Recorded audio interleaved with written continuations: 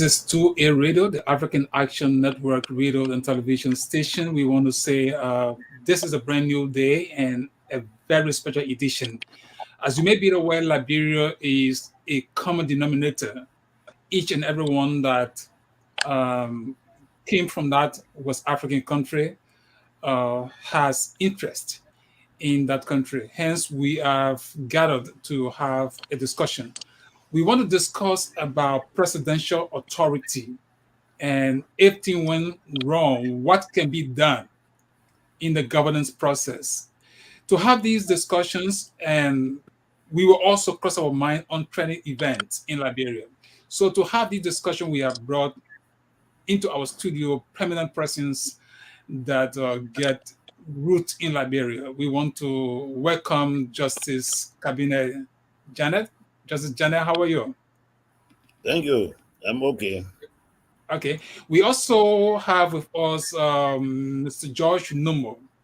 Mr. George Numo, he has an auditing background, engineering background. Mr. Numo, welcome. I know you will introduce yourself. Thank you. Okay, we also have on the platform a very young man who want to take on the mantle of authority in our country. Mr. Chuchu, who wants to be Liberia's next president. Mr. Chuchu, welcome to 2A Radio.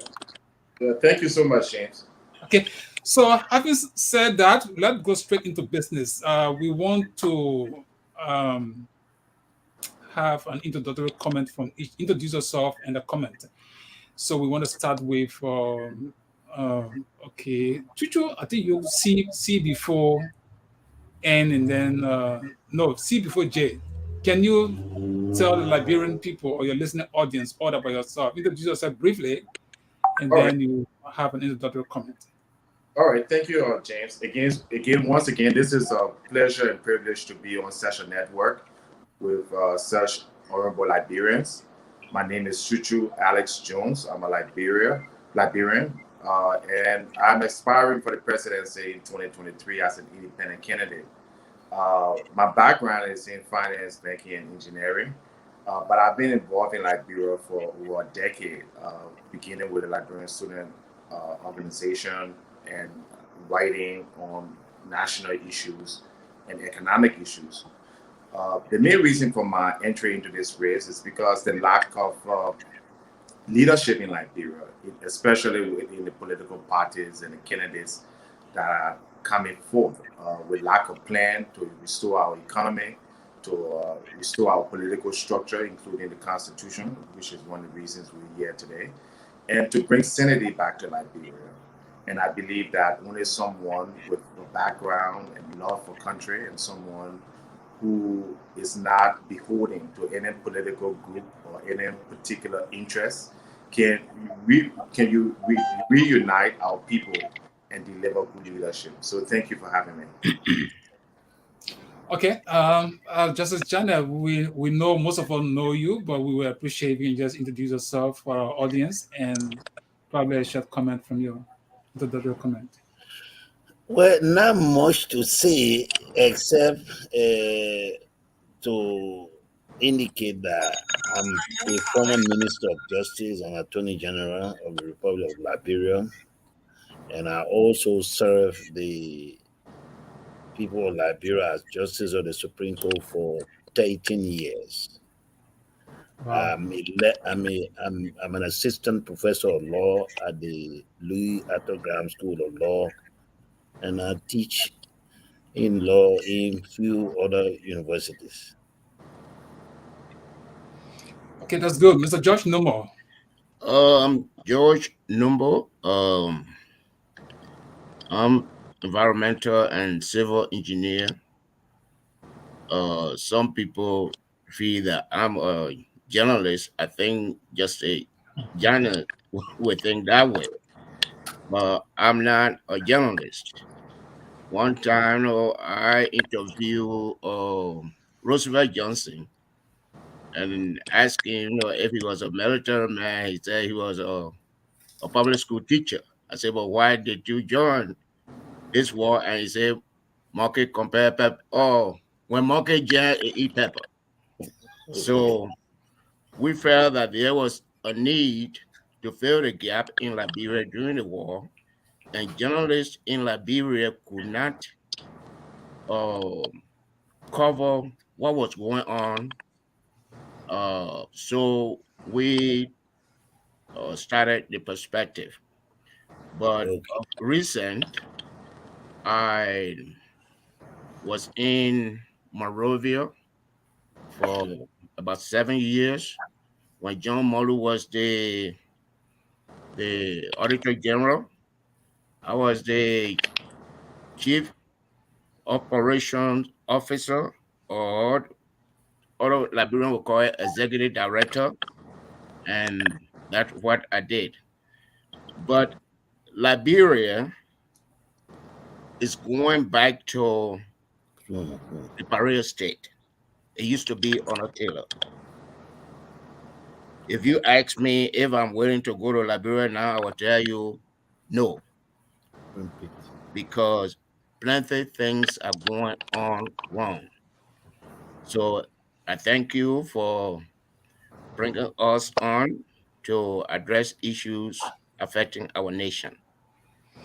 Okay, we want to say thanks to each and every one of you for the introductory comments, and we want to also say to our viewers, you are welcome. You can share the video or you can make your comment. We will definitely take your comment on this show tonight. So whatever you're doing, share the video, make a comment, and follow the discussion.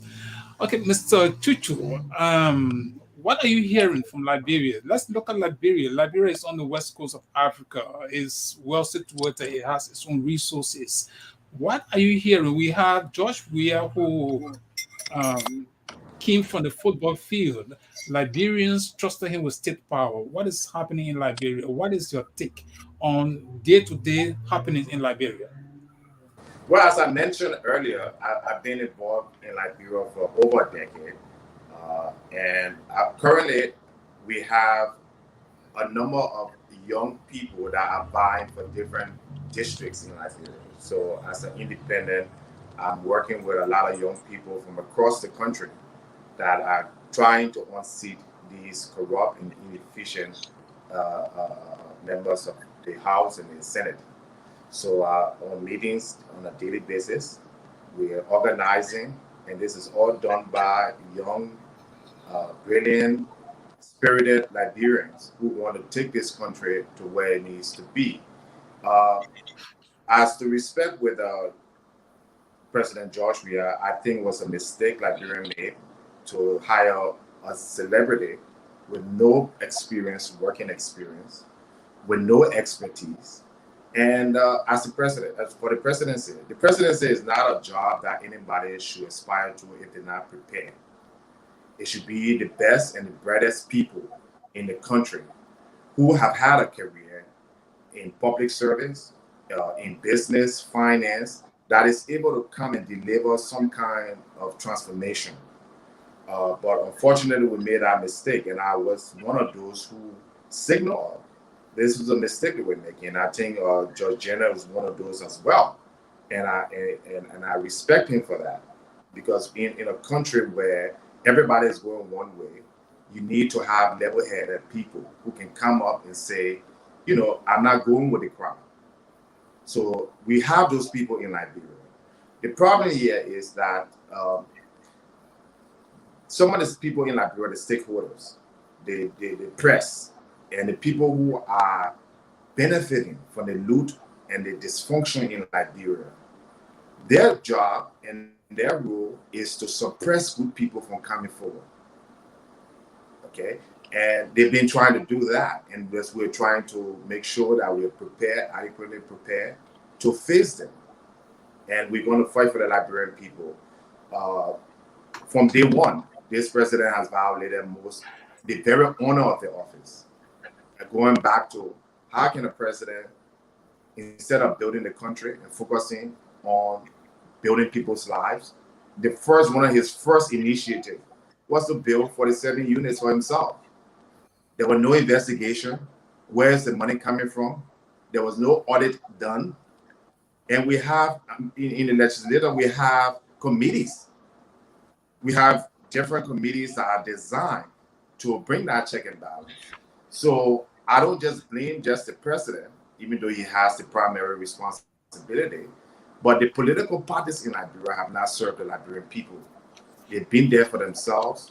They're trying to get back there to take what they didn't take the last time. And all Liberians, it is our duty, whether you're in Liberia or outside of Liberia, young or old, it is our future, our children and grandchildren's future we're trying to fight for. To make sure that we can be a country of law and order, a country of decency, and a country of growth. Okay, growth okay, okay, Mr. Chuchu, we'll come right back to you. Okay, we know that we all want the country to be better. Okay, and there are points you are talking about political parties.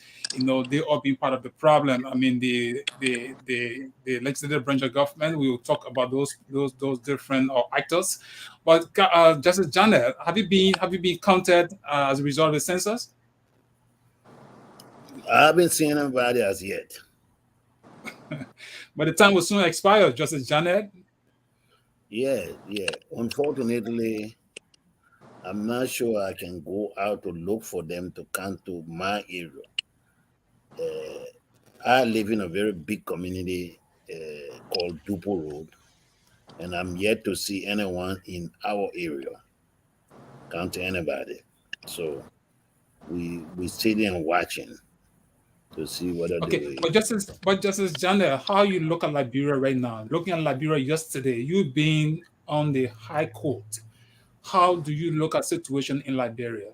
How is Liberia now? Just your overall view about the country. Right now, Liberia is in a very bad shape.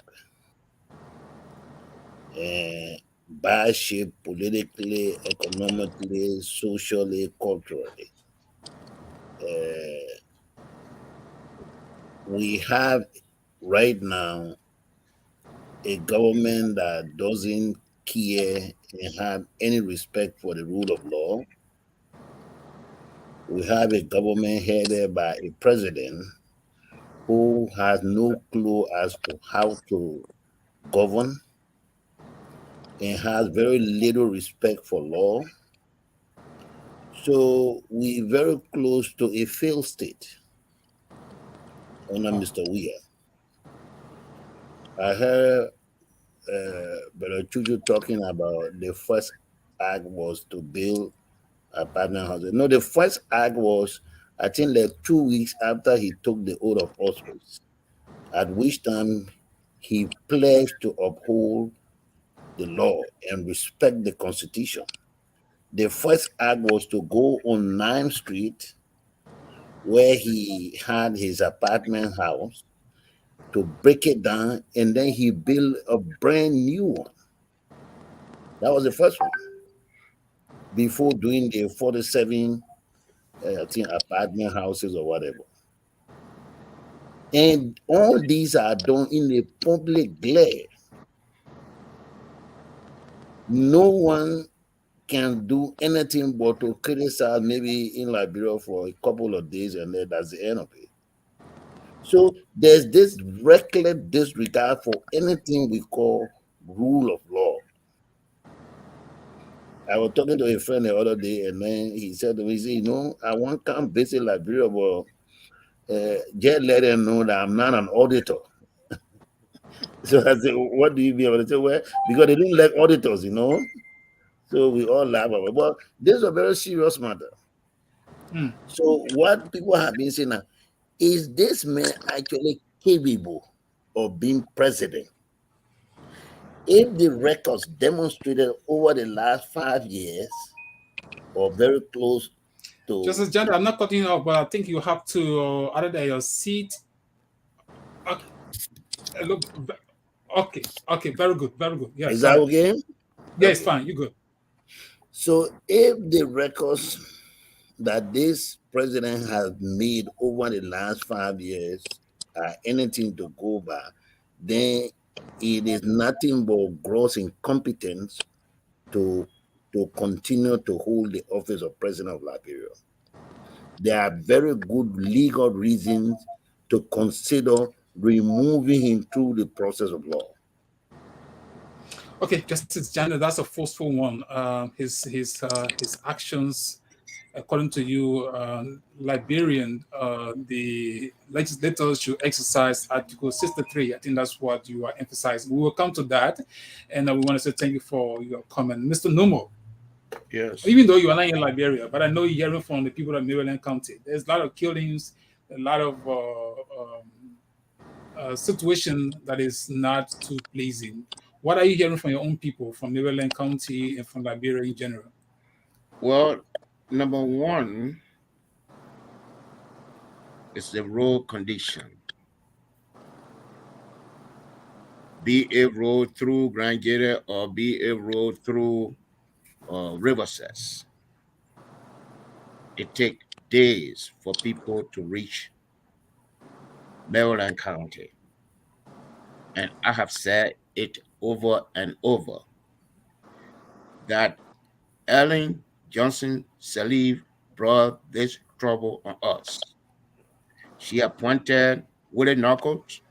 Willie Knuckles said Public Works was not a construction company. And they were going to be giving a contract out.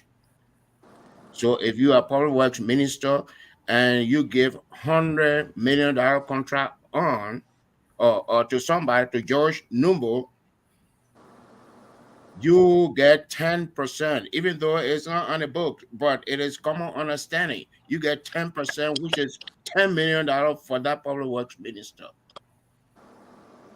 And that's what is going on. Before the war, we used to have Public Works offices throughout the nation. My hometown, Plebo, the Southeastern Public Works garage was in Plebo. And the man who was the head of that garage, Mr. Brunel, was my neighbor. But we don't have anything like that. Even Donzo, according to GAC audit, Donzo embezzled the first $20,000 to just haul sand or to the site to build a garage. So that's number one. Number two, racialistic killing is on the rise in Maryland County. And currently, Maryland County does not have prison. So if you are engaged in racialistic killing, they arrest you, they have to set you free. Because when they send you to Grand Gate say they don't have space and they don't have food. They sent you to River G, the same thing. They sent you to Grand Cru, the same thing. And people who work at a prison in Maryland, they have been or reassigned or to these neighboring counties. Number three, the drug issue. About a year ago, almost a year ago, fishermen from Fishtown Beach went fishing and they saw these bags floating. That were drugs. They brought the drugs. They were selling the drugs. Police went there and made some arrests, confiscated some drugs. Up to now, we don't know what happened. And then recently, two ships from Page Africa said they came from Brazil area.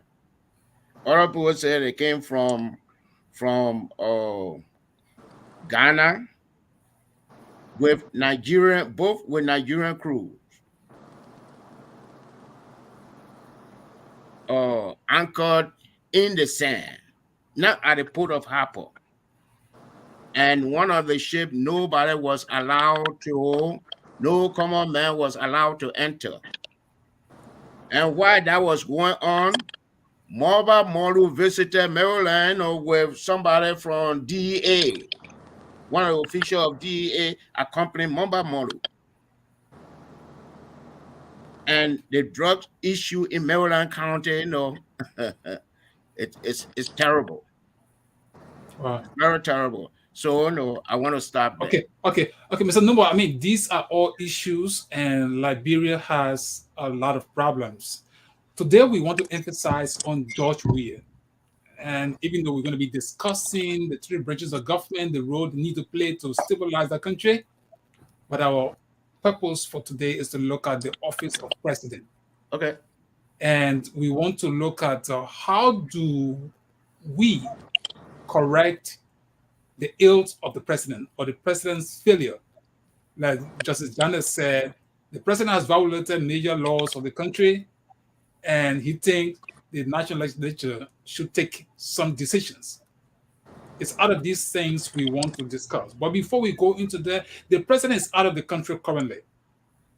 Chuchu, the president may be away or will be away for almost a month, or more than a month, if I'm not mistaken. What do you think? Why, if you are president, what will you be outside of Liberia for more than 2 weeks, 3 weeks? Or do you know of any example that a president should stay away for that long? Can we justify that? No, we cannot. First of all, I've stated number one, my first year in office, I will make no foreign trip, and that includes going to the United Nations. I will address the United Nations via telecam. And the reason for that is, first of all, Liberia right now is $1.6 billion in debt. We can't even finance our budget. We're running almost $100 million deficit every year. Okay, completely unsustainable. We have to get budget help to pay people. Salaries are back for several months. All right. There's nothing that an ambassador cannot do in a foreign country. The essence of having ambassadors and having a foreign minister is to represent the president and the government, unless it's a summit that you're going to sign document, and Judge Gabina can attest to this. So we have ambassadors. Why is the president going? Why are we taking hundreds of thousands of dollars? This president travels on a private jet at a rate of almost $10,000 an hour. For those who know the cost of travel on a private jet, he brings nothing back. So I think we should really have financial discipline in government to the point where that's the only way we can grow our economy. So the second thing here is this. I'm not opposed to any president taking vacation or going to see his son or his daughter or whatever. I'm fine with that. Okay, I have children myself. But use your own money. You are not on government business in Qatar. The Qatari government did not invite the Liberian president. They invited the Rwandan president. They invited Ghanaian president. They invited Senegalese president. They did not invite George Weah. So the first thing George Weah, information we are getting is that he was invited. No, he was not. He provided no letter of invitation. And that's some of the incompetence we have in our House of Representatives. When you get an official invitation, there's a letters that sent, including what is going to be who's going to show the cost of that trip. George Weah just told the people that he's going there on official business. So that's the problem we have. We have a lot of incompetent people who have no idea. Some of these people never worked before, have no experience. They get elected into public office, and they don't know what to do. They don't take a rocket scientist to know that. There's no invitation, number one. So he lied to the body. That's a serious offense. I think teacher, that's a very critical point, and I just want to hold you there because I'm aware that the president is supposed to be given permission to leave the country, and the president should have written the national legislature and attached the letter of invitation to him.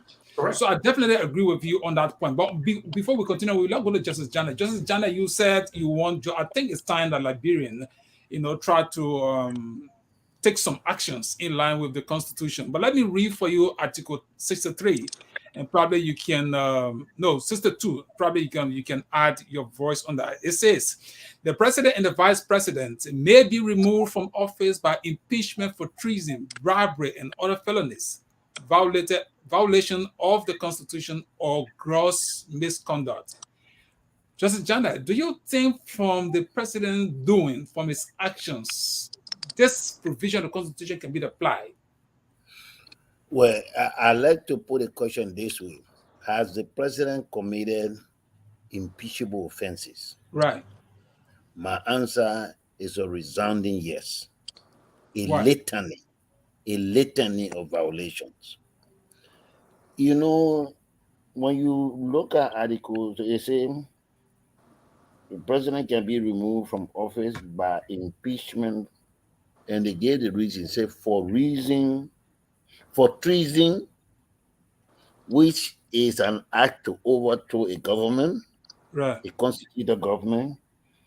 Then it also says for bribery and other felonious or other felonies. Right. When you misappropriate government money, that's felony. Correct. Okay. We charge it on what they call economic sabotage. Double sabotage.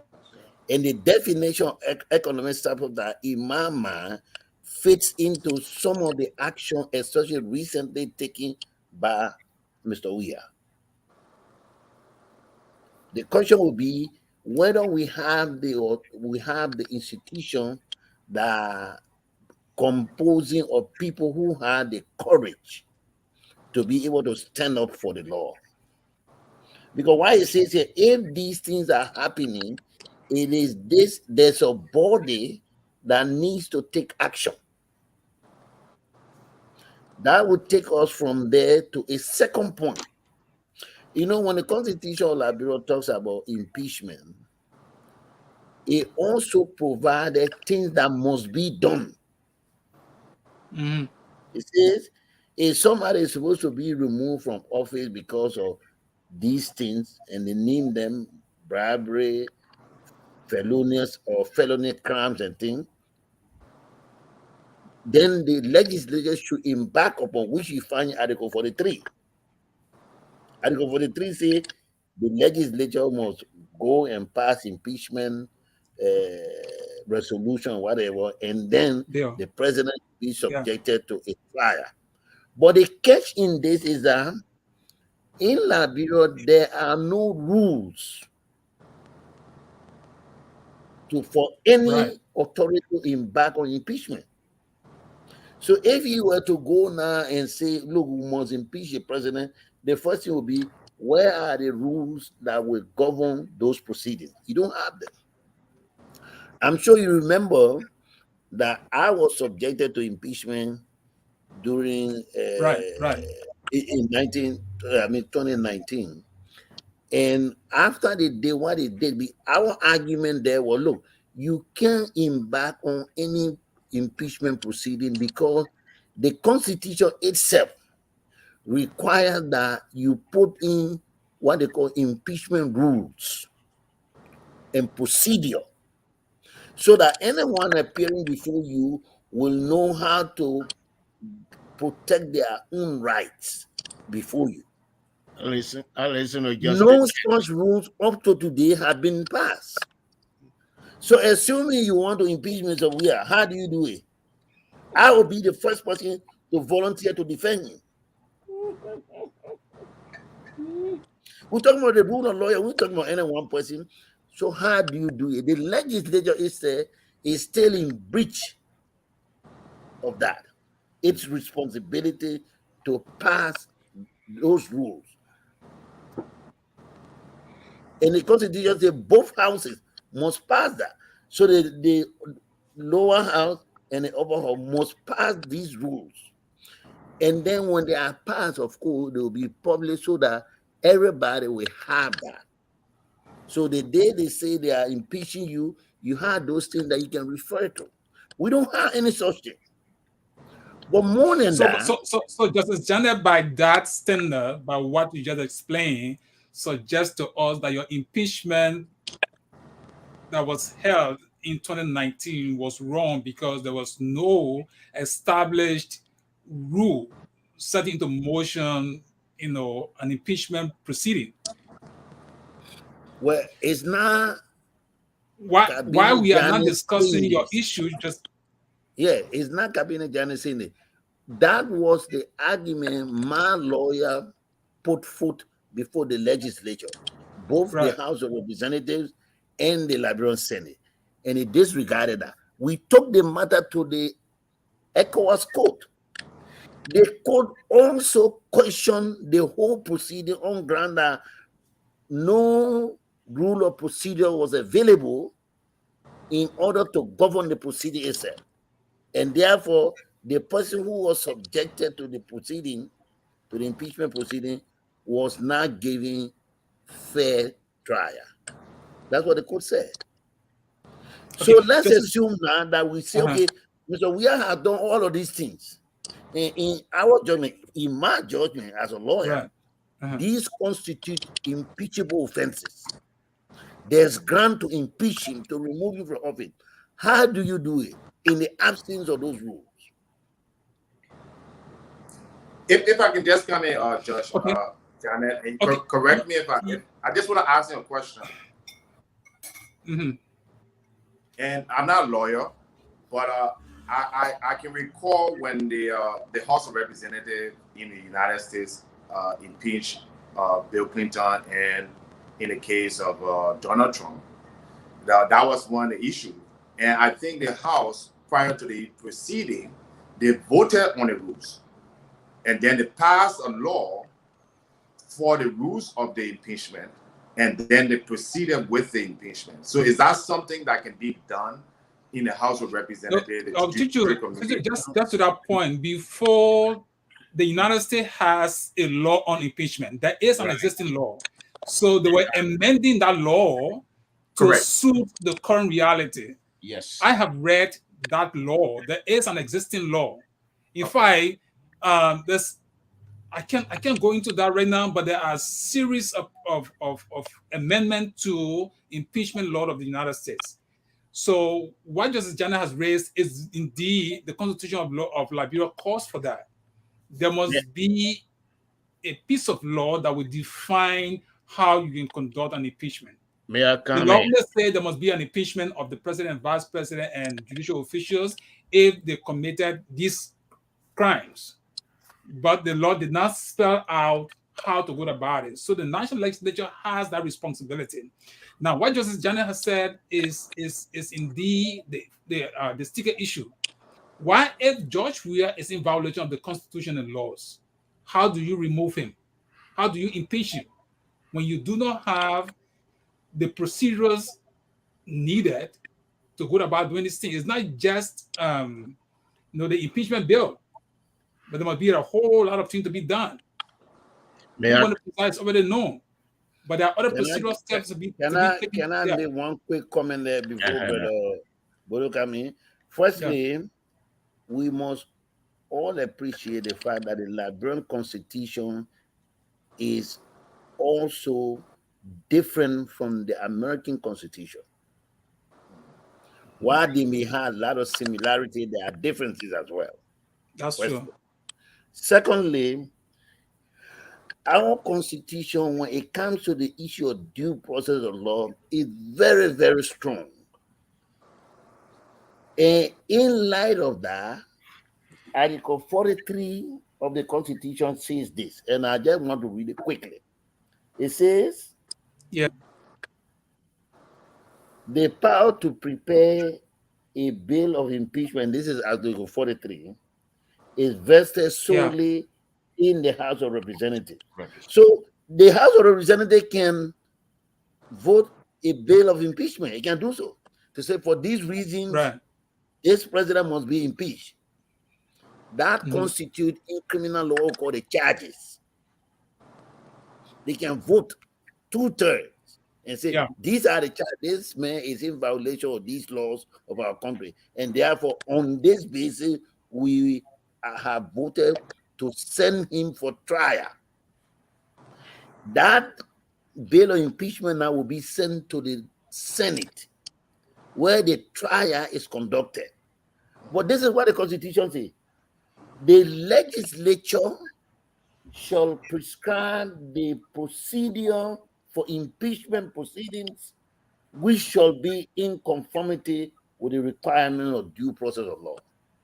So the question is, where is that prescribed rule of procedure? Where is it? This has never been passed. Right. So how do you bring this person that you are charging with impeachable offenses for trial before the Senate? Based on what rules? I In think the absence of those rules in Mama, there cannot be any fair impeachment. trial. And once you But do not can it have a not? fair trial, My once you do question here again. mhm. Yes, the Constitution requires them to create the rules. Why Yeah. can't they create the rules? How long would it take them to set in place the rules and then vote on the impeachment proceeding? That's my question. This constitution came into being 1986. 86. Until today, our legislature, one after the other, had never summoned the courage to pass these laws. But besides that, go to Article 63. Mr. Jensen, you got Article 63 there?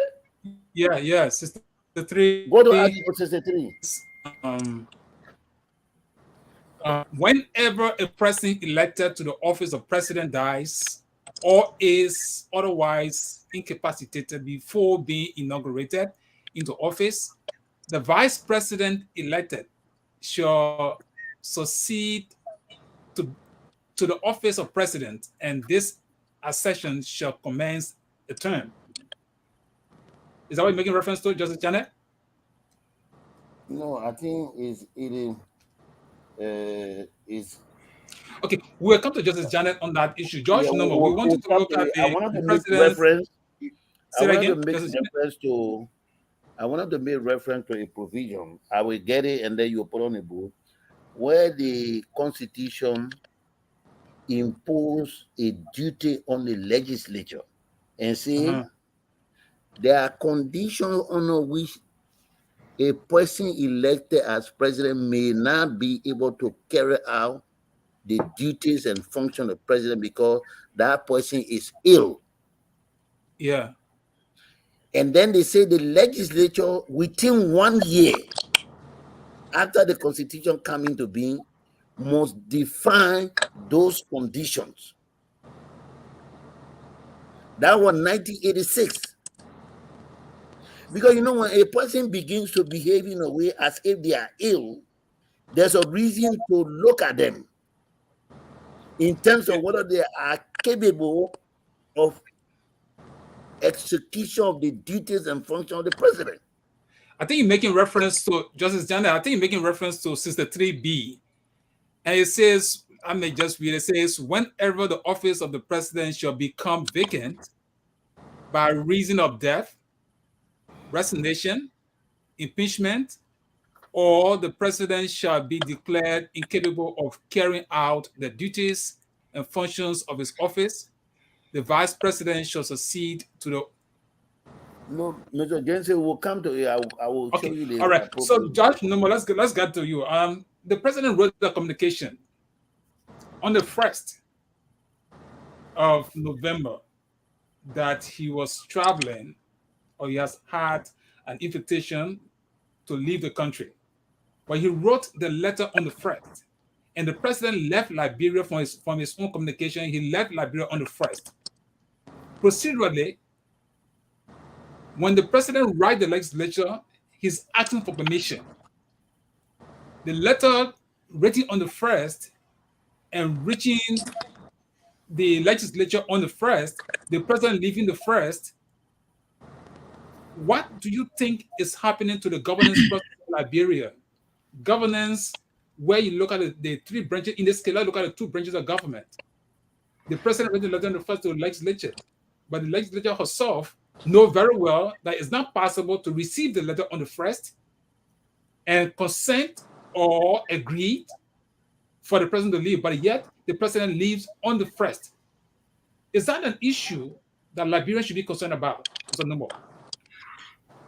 Yes, it is an issue, but I have my hand up first, and I didn't have the opportunity. Okay, I apologize. During the Justice Cabinet Janet trial, I do not know if former Justice Philip Banks was his lawyer or expert witness. He argued, I listened to the whole argument that the House of House of Representatives was to develop the rules, and there Right. were no rules. So there should not be impeachment. They overlook it. I still remember that. Okay, we are traveling on a first and writing on a first. We do not have, what we have is rubber stamp House of Representatives and House of Senate. We are knew that whatever he tells them, they will approve it. And that's why he did that. He even forgot. Maybe the dictator that from the plane, to the person who wrote that to tell the lawmakers. And that is the type of society we find ourselves in. And these people here say every nation deserves the leader it has. So we deserve we. Okay. So we deserve what we have, meaning Yes. Liberian elected George Weah. So they have Justice Janet, you want to say something? Yeah, I wanted to make 2 points. First, before going to what I was referring to is Article 63C. Article 63C. There is a duty there imposed on the legislature by the Liberian Constitution of 1986. And it says that duty should have been executed not later than 1 year after the Constitution had come into being. That was 1986. Right. And what does it say? It says the legislature shall not later than 1 year after the coming into force of this Constitution prescribe the guidelines and determine the procedures under which the president, by reason of illness, shall be declared incapable of carrying out the functions of his office. That Is was George in Weah ill? 1984. This is Janet. Is George Weah sick? Well, I would want to look at illness from different dimensions. Okay. When one reaches the point where you are no longer capable demonstratively to carry out the duties and functions of the president of Liberia, that imam constitute illness. Okay. So I have my own but why you say the legislature was supposed to prescribe the guidelines, so they would define all of those things, and based on that we could make a case, but that also hasn't been done. Then I come back to the legal issue regarding the trial of the president. Under Liberian law, before President Tolbo became president, there was a requirement under the law that before the president travels, he must get permission from the legislature. When President Tolbo became president, that law was changed to say that the president will inform them. So there's no legal requirement that they will have to get approval for the president to travel. No. We have no such law. All the president does is to inform you. He say, look, I'm traveling. That's the current law. Justice Janet, I was reading the Executive Law Title 12, 4.8. And sorry, I don't have it here, but it makes reference as to the national legislature consenting to the president's absence from the country. That must be the old law, sir. The law that so was then, but we will definitely look at other surrounding circumstances. Now Weah is out of the country.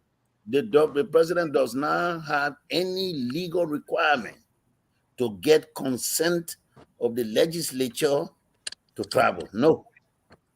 That law was changed. But do you agree, Justice Janet, do you agree for the president to be away for more than a month? No.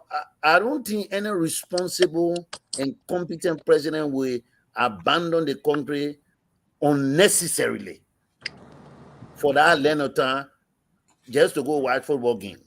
I think that's just ridiculous. Okay. Yeah, Okay. but Okay. with respect to whether the president can travel and he will get approval or consent of the legislature, we remove the law, so we need to change the law again, especially in the light of this kind of recklessness. Okay, we will definitely come back to that issue. What we will do is to establish the reason why George Weah must be impeached, or an impeachment proceeding should be an impeachment bill should be prepared and passed to allow George Weah to face any investigation. Now, you, Justice Jana, you believe that George Weah has done no wrong. The fact that he did not seek permission from the national legislature. No, what I'm saying, yeah, but Justice Jana, I want to. Okay, you're right. No, I didn't say that. I said okay, there's a litany of constitutional violations which have been committed by Mr. Weah, and for me, those things constitute basis to proceed against him in an impeachment proceeding. But I say at the same time, the difficulty is that you cannot carry out impeachment proceedings against any public official in the absence of the prescribed rules of procedure. We'll get you. And so I was making emphasis as to the point where George Weah did not seek permission from the national legislature. But indeed, I got your point as to the president, having obligation to respect the laws of the country. And your point also goes to the point no responsible person should leave his country for more than a month. You said that is ridiculous. We took note of that. Let's get back to you, Chuchu. You have been out of Liberia for a long time, and Liberia's situation is not getting better, so to speak. And Liberians, we listened to some folks from Grand Battle yesterday. They are angry. They are saying, I mean, they can't wait for election to come so that they can, in the words of those fellows, to get George Weah out of the presidency. Now, you are thinking about the very position. But until then, we have to look at the position of president. Do you think George Weah is doing good for which he should be in power? Or do you think the Liberian people should really get involved in removing George Weah? I think my position has been very clear. I said the first thing, this man is not qualified to run Claritine, much less be the president of Liberia. Being a president, you have three major responsibilities, right? Security, your primary, economic, and foreign relations. Who in this room or who's listening here can tell me that George Weah has any foreign relations experience, economic experience, or even any political experience in terms of how you govern a state or security experience? So the man is not qualified. And I agree with Mr. Lopo that Liberia got what it deserved. I feel sorry for the young people in Liberia because, the choices some of them make and the choices some of these older people have made in the past would affect them for almost decades. You have people in Liberia, young people, even going to University of Liberia, graduating with no jobs, no experience, no income. All right. How is that person supposed to be prepared for the future? You have a system in Liberia where we produce nothing. Like I said earlier, we have $1.6 billion debt, okay, that we pay close to 10% on. That's about almost $100 million a year in interest alone. Over $100 million a year at 10%. The country is in dire strife. Any logical person would look and say, will you take a man like George Weah? And I agree with the judge that this man is completely incapacitated. This man has a mental illness What president in the world you know will be making songs, Jamaican songs, when a or a country Well, on the Mr. expense Chicho, and time? Mr. Chicho, we don't have Mr. Chicho.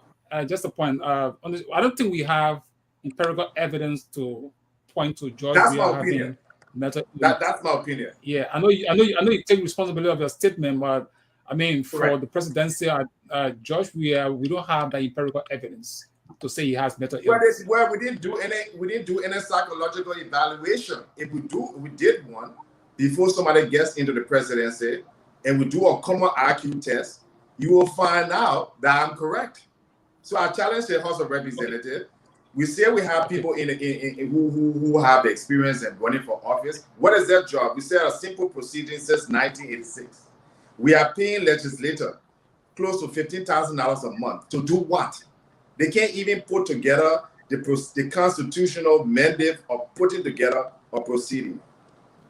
Why are we spending the country money that should be going to education, that should be going to healthcare, that should be going to roads and construction? We're spending there and paying these people. Why are we doing that? Because the same UP party, ANC party, those are the same people in the House of Representatives.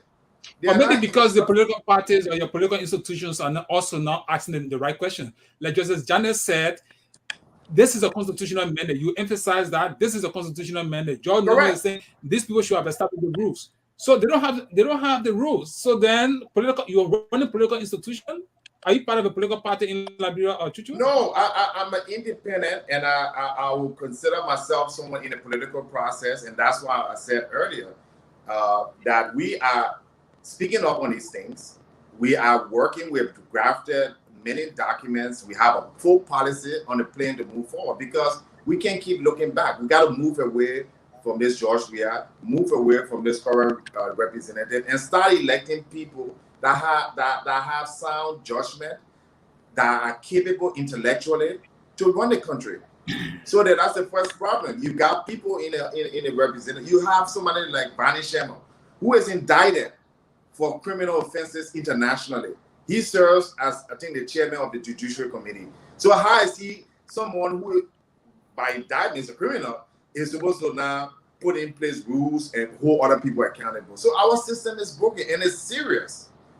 Now your guys going to expect now, when I win the election, in 6 months' time, to solve all these problems. And I will do our best. And we have a way to solve these problems. One of the things we want to do and part of our program, first we got to solve the economic challenges that we're facing right now. We will have to plan a special program and be able to talk to you on your dream for the Liberian presidency. Let me get to George Weah, George Number. George Number, I'm calling George Weah right now. Yeah, call me George Weah. Yes, because I was right to leave the country before I dictated the stuff to the lawmakers. So call me George Weah. Okay, well, Mr. Number, you listen to Justice Janet. He put forth a strong argument on what the Constitution says. Yes. As to, how to remove a person who is in blatant violation of the laws, or someone who is not respecting the Constitution and laws of the country. Do you agree with Justice Janet? Should you also emphasize that? Do you agree? And if so, what your legislator, you from Liberian County, what have you told your lawmakers? What impact or what inquiry are you making so that these persons who are supposed to establish the rules for impeachment proceeding, not just for George Weah, but for any sitting president? And Chuchu said it right. These people are being paid X amount of dollars and they have not adhered to this provision of the Constitution. What will you say? Are you not a victim of this act on the part of your lawmakers? And if you are not being talked, I'm told that you're part of a political party likewise. Have you told your party executive committees to also call on the lawmakers to live by the provision of the Constitution? Okay. Justice Janet talked about treason, bribery, economic sabotage, being incapable to function as the pillars for impeachment. I agree with all those, but I said that we deserve what we have. Are you asking about Maryland County? Why telling my Maryland lawmakers, Maryland County, all the Maryland County lawmakers are now seditions. So anything I tell them will be what the group will go do you or breach. they will not listen to it. But here's my problem. We have a school system why college graduate, university graduate cannot write a fitting paragraph. We have journalists that we fought for here for years, Honor Taylor, who are now working for their pockets. We have EULA here, the Union of Liberian Association in America, EULA here in the pocket of Weah.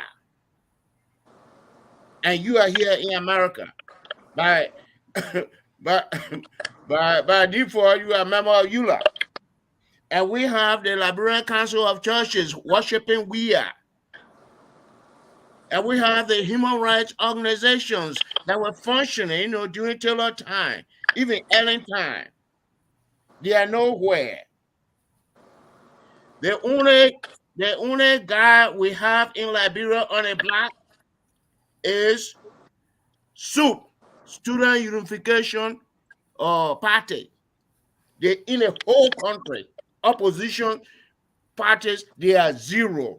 Or all the people that are talking, I mean to get Taylor from office. Prominent Liberians made efforts. I don't see effort from prominent Liberian like Justice Janet and other people on the ground to say our country is dying. How But Justice can Janet is here. He's making his voice. Justice no, Janet is here. His voice is being heard. no. So at least taking from the other group. Ali, he's on his platform. You call him, you come here. Justice Janet, I think this is the second or third time coming here. No, he will have excuse to He's give. defending himself, right? He's a man who can defend himself. Okay. So this is my problem. I said it over and over. The tension, the people, or Amnesty International Taylor time, were beating on the government back, Human Rights Watch. Now they deserted us, and we are on our own. And our own people who should be defending us on the ground, they are not doing that. So that is my problem. That's a very good point. Justice Janet, you want to respond? You say you people are in the country, you're not doing nothing. You people are not challenging government, are just sitting in there. And so I mean, I have invited you, I think, 2 or 3 different times here. And you always, the last time I think we appear on another sister program. So Justice Janet is always out there discussing the issue. But the man say you must defend yourself. Yeah. Well, I'm happy that Brother Nebo is coming on the program today. So I'm sure we'll work together to address some of these issues from different levels. Part of the reason why some of us agree to stay in the country and not travel have been based on our desire to be part of the solution here. I believe that we all could have left, but that wouldn't help. Being here and working, even some of the teaching we do, they are not paying us, but we try to help young people, and we believe that we all should be doing something. But the country right now is facing very serious challenges. And unless we work together as Liberian community, both in and outside Liberia, our country may slip back into chaos. And that is one thing that we all need to work to salvage the country from. And that for me has to be the primary focus. What can we do to ensure that we do not slide back into chaos? There's a breakdown of everything in Liberia today. Complete breakdown. You go to the security sector. Breakdown of everything in Liberia, Justice Janet. Breakdown of everything in Liberia. Let me take you to the election. Do you think? For example, go to the security sector. Go to the area of education. That the brother said, when you go to the University of Liberia without making any financial analysis, and you say nobody here should pay school fees again, people clap. Oh, yeah. Then you are unable to give them the money they need to run the university. What are you doing? You go to hospitals, most of them cannot function properly because there's no medicine, there's no fuel to run the generator. This is a nationwide problem. So everything is breaking down.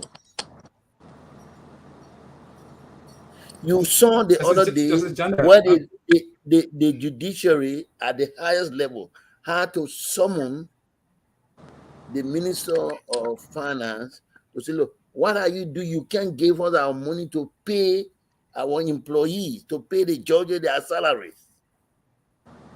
So one other thing you need to make the decision that in fact there's a complete breakdown in the country. The only way is for them to give money to Mr. Weah to travel around the world. That's the only thing that works. Justice Janda, instead of impeachment, election is next year. Because to impeach Josh, let us assume we even had the rules to impeach Josh. It would take a longer time. We saw your own impeachment proceeding, how long it was. So don't you think we should wait for elections? And for elections, do you think we can have free and fair election under the current commissioners? I guess true that there's a complete breakdown. So how can you have free and fair election? So the commissioners, or we shouldn't have elections? No, I didn't say there's a complete breakdown. You need to fix the problem first. How will you have elections under this chaos? Should we have a transitional period, Justice Janet? No. I'm saying the system is not working. That's my point. Yeah, but the concern I have for you too, the solution is not there must be an election. I'm saying there are impeachable offenses that have been committed. There have been impeachable offenses. So it's not for you to decide, now leave that. If those offenses have been committed, the legislature has a duty to respond. Okay.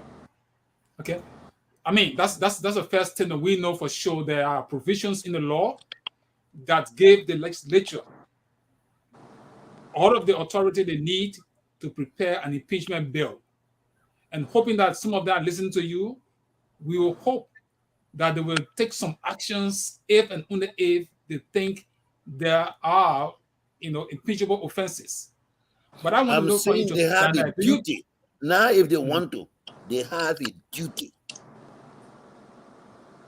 Are you willing, Justice Janet, to write a formal communication, Justice Janet? Are you willing to write a formal communication to the legislature calling their attention to these provisions of the law? And I think there are some lawyers now who are doing that. Okay. Yeah. Okay. There are some lawyers now who are working on that very immediately as we speak. Wow. That's a revelation. Josh Nomo, you heard Justice Janda. He's strongly believing that we should not even wait for election. When there are impeachable offenses, the national legislature should take an action. Well, I agree with him with the kind of issues we have.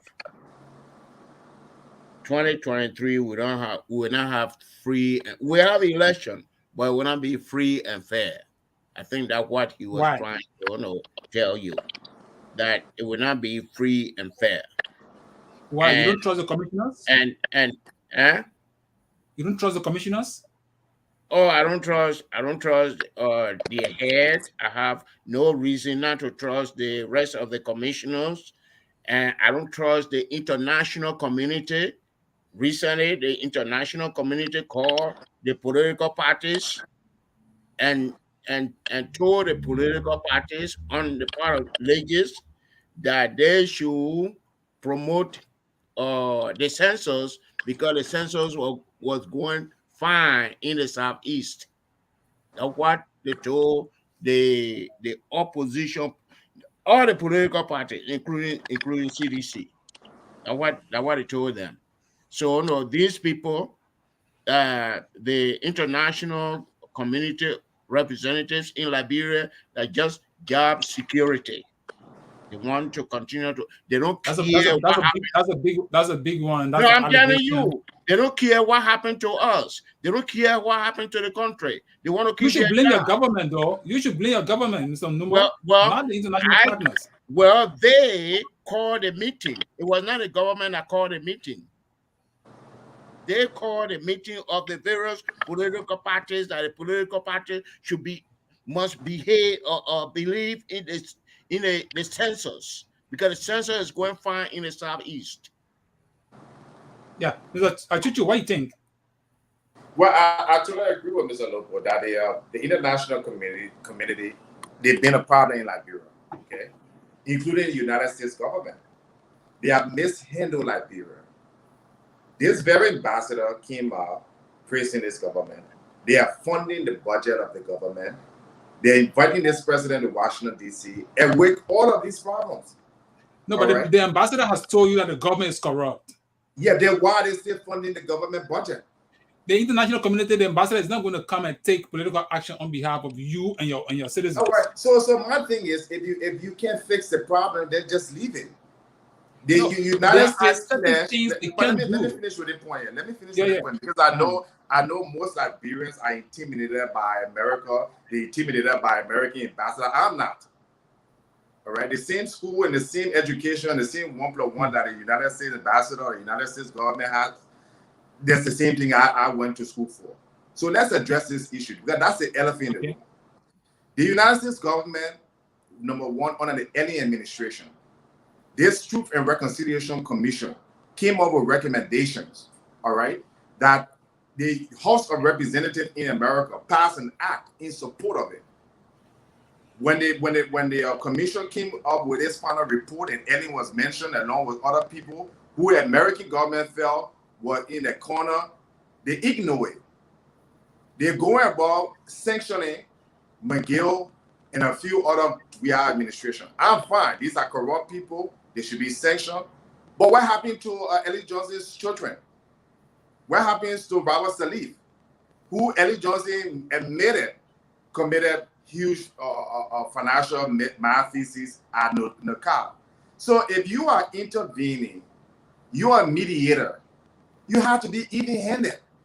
If you want to sanction corrupt official, don't just sanction Barney Sherman and McGill.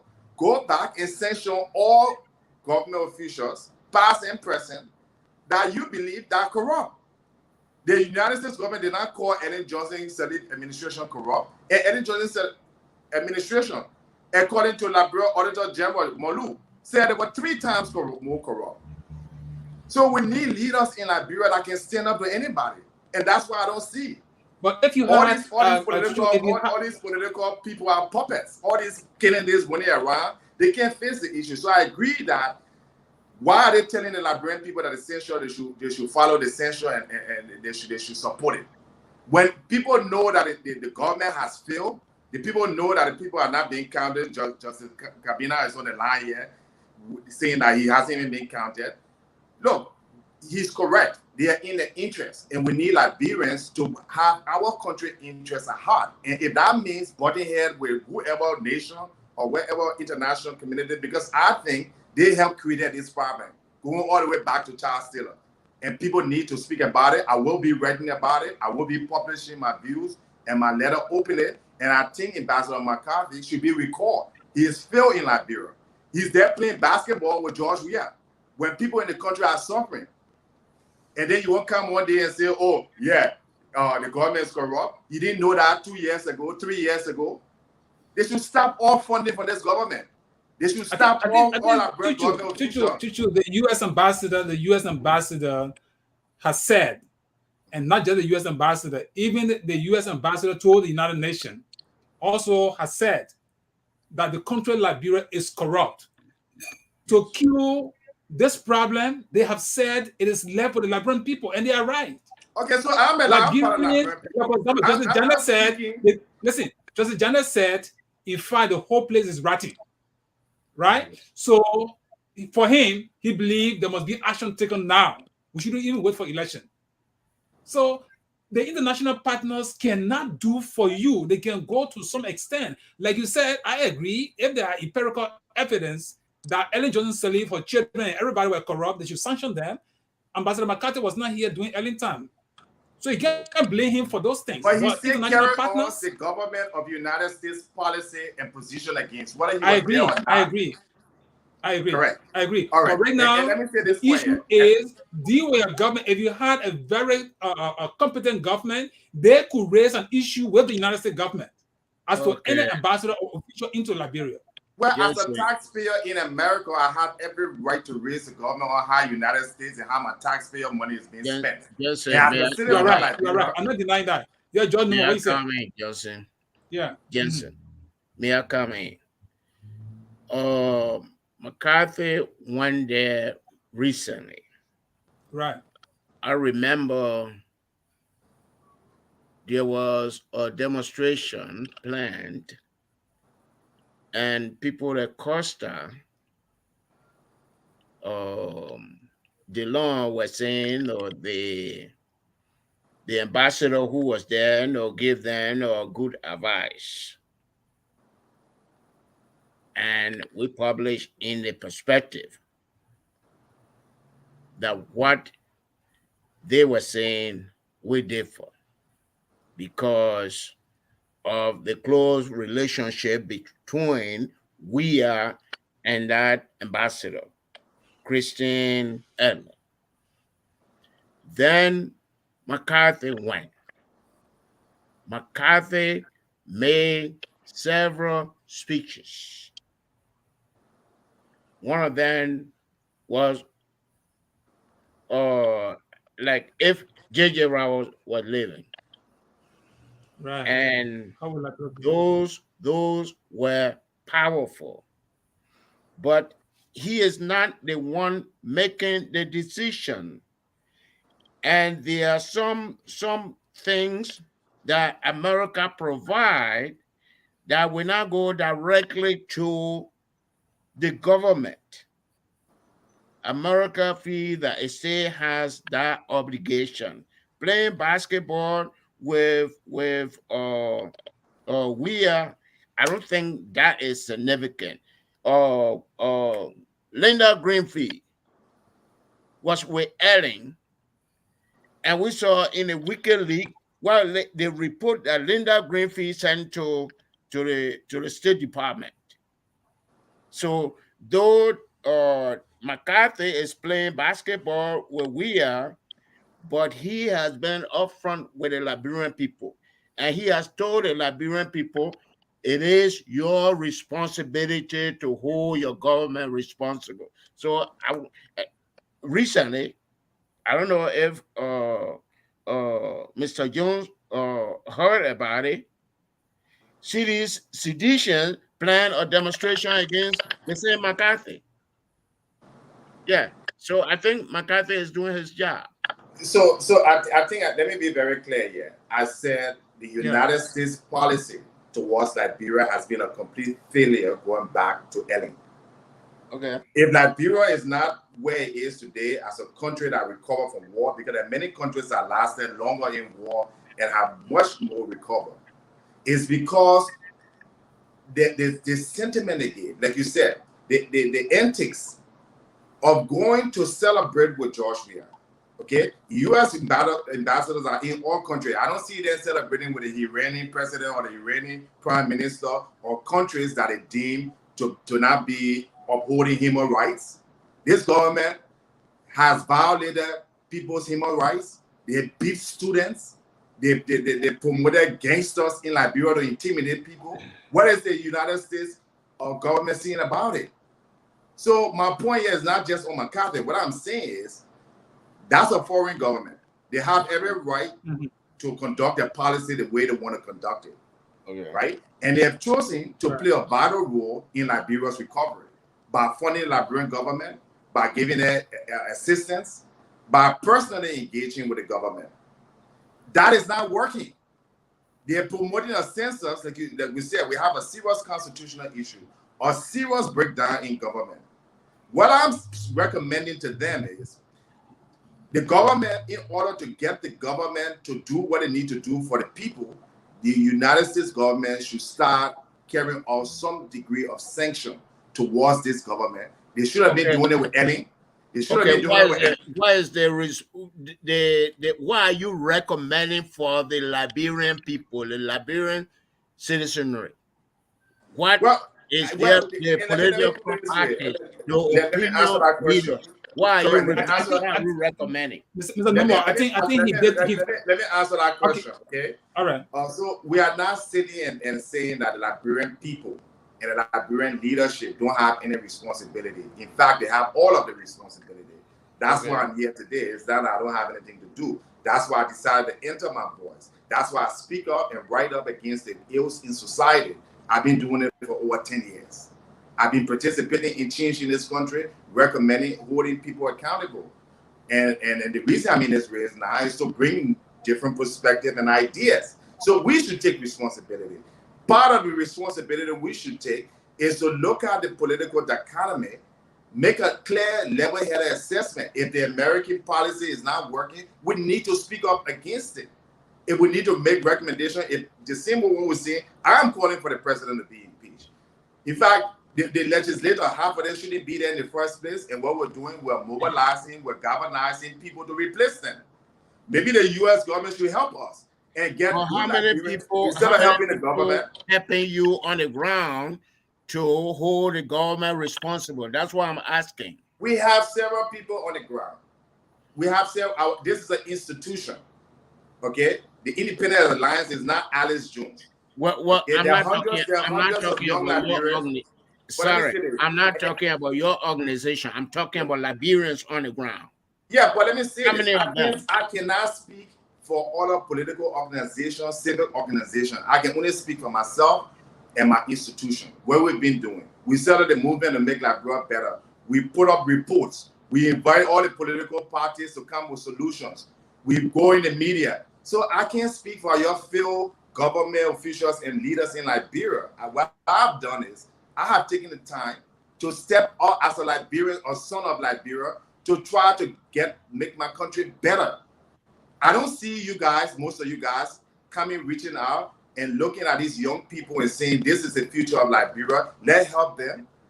None of you guys reach us to us. We take our own money. Alex, I agree with you. Alex, no, I don't mean you're on the panel, but I'm saying to all Liberians. Yeah, Alex, what I'm saying, I agree with you. Liberia needs a new breed of leadership. That's my personal opinion, not just two areas. Liberia needs a new breed of leadership. If they see people keep being elected and keep being officials in government, these people have no more agenda. That's my personal view. Justice Janet, you have political parties in Liberia. Now, I get the message clearly. For you, it's like you are frustrated with the entire, process in Liberia right now. Liberia is not moving. I'm not. Okay. No, I'm not. Okay. No. Get me. I'm saying there are problems that this country is faced with, and we need to do something about them by taking concrete actions. Right. Actions that are based on the law that can help to transform Liberia. That's what I'm saying. I agree. But some of those actions, Justice Janet, will have to be taken, especially so when it comes to the national legislature. You know, and I know, that even you prepare the best bill of impeachment or you write them, very likely they may not even honor it. So all Liberians should be looking forward So do we is have legal remedy? Are you saying there are no legal remedy? Is now that know what there's you a legal said? remedy. If you make Huh? an application, you have an application No, to the legislature, you have a no, remedy. no, no. Yeah, you do. Are You you do have saying there are no legal, because you are a lawyer? Are you saying there are no legal remedy? I there don't are think so. remedies. There I are. think there is Yeah. adequate. There are adequate laws that we can embark upon in terms of implementation to ensure that actions are taken. You know, it's not every time you go to court that you necessarily have to win and get a judgment as you want to know. The fact that you elevate the issue to a level that will impact the understanding in the community, that Mhm. in itself is a win. I agree. I agree. But Justice Janet, sometimes we are discussing these things in twofold. There's election next year. I agree with you fully that when there are, for example, in the case of George Weah, the executive, if there are impeachable offenses, then of course there must be action taken. But let us assume all of these things, the laws are cleared, people are not taking action in line with the law. All you have to do is there is a second chance. Like we listen to the boys from Grand Basin, they say, you know what, we don't even want to worry about George Weah. They're waiting for elections. So elections, the only thing you need to do right now is why are you advocating? Like Judge Noble said, the election commission is the entity that is crossed with constitutional authority to conduct election. So if commissioners or if Les Flomoyan has written a letter, we publish it. He says he wants the chair to be removed. He makes his concern known. So you may want, and for example, George Weah has committed a lot of offenses. He's not handling the country the way he should be doing. But assuming you don't get those things done, the remedy you went to the Supreme Court said, look, lawmakers, you are not drafted, you are not passed the rule for impeachment. You must do that. How sure are we even that the judiciary will take that very seriously and say, well, all they can do is they can call on the legislature. Maybe they can come up with a position, right? But the problem is Liberia's problem right now. People are thinking that the current officials of government are not doing justice and not performing to the expectation of Liberians. Most Liberians, the only option they have is next year election. Now, So my question to you, what Justice is the Jackson, no? We go in a circle. My issue, as I have raised it here, have been that we need to use the laws to transform the country. You know, if I was supposed to be disappointed, my disappointment would be partly with the diaspora community. Those of you who are in the Americas, in Europe and other areas. We talk about, the first way a person belonging to a country can make his own decision as to national governance is to go and participate in public elections. We had a discussion couple of times just to talk about how people like you in the diaspora could participate in the election even without coming to Liberia. Absolutely. How many of you took any action to strengthen those who are on the ground to make that case? How many of you? Well, I have. Justice Janet, you Well, have a I'm just point, saying, right? I think we no, have listen, had discussion on the. no. I'm just saying, until we take those kinds of actions, these kind of area will only be just talking shows. Will do nothing.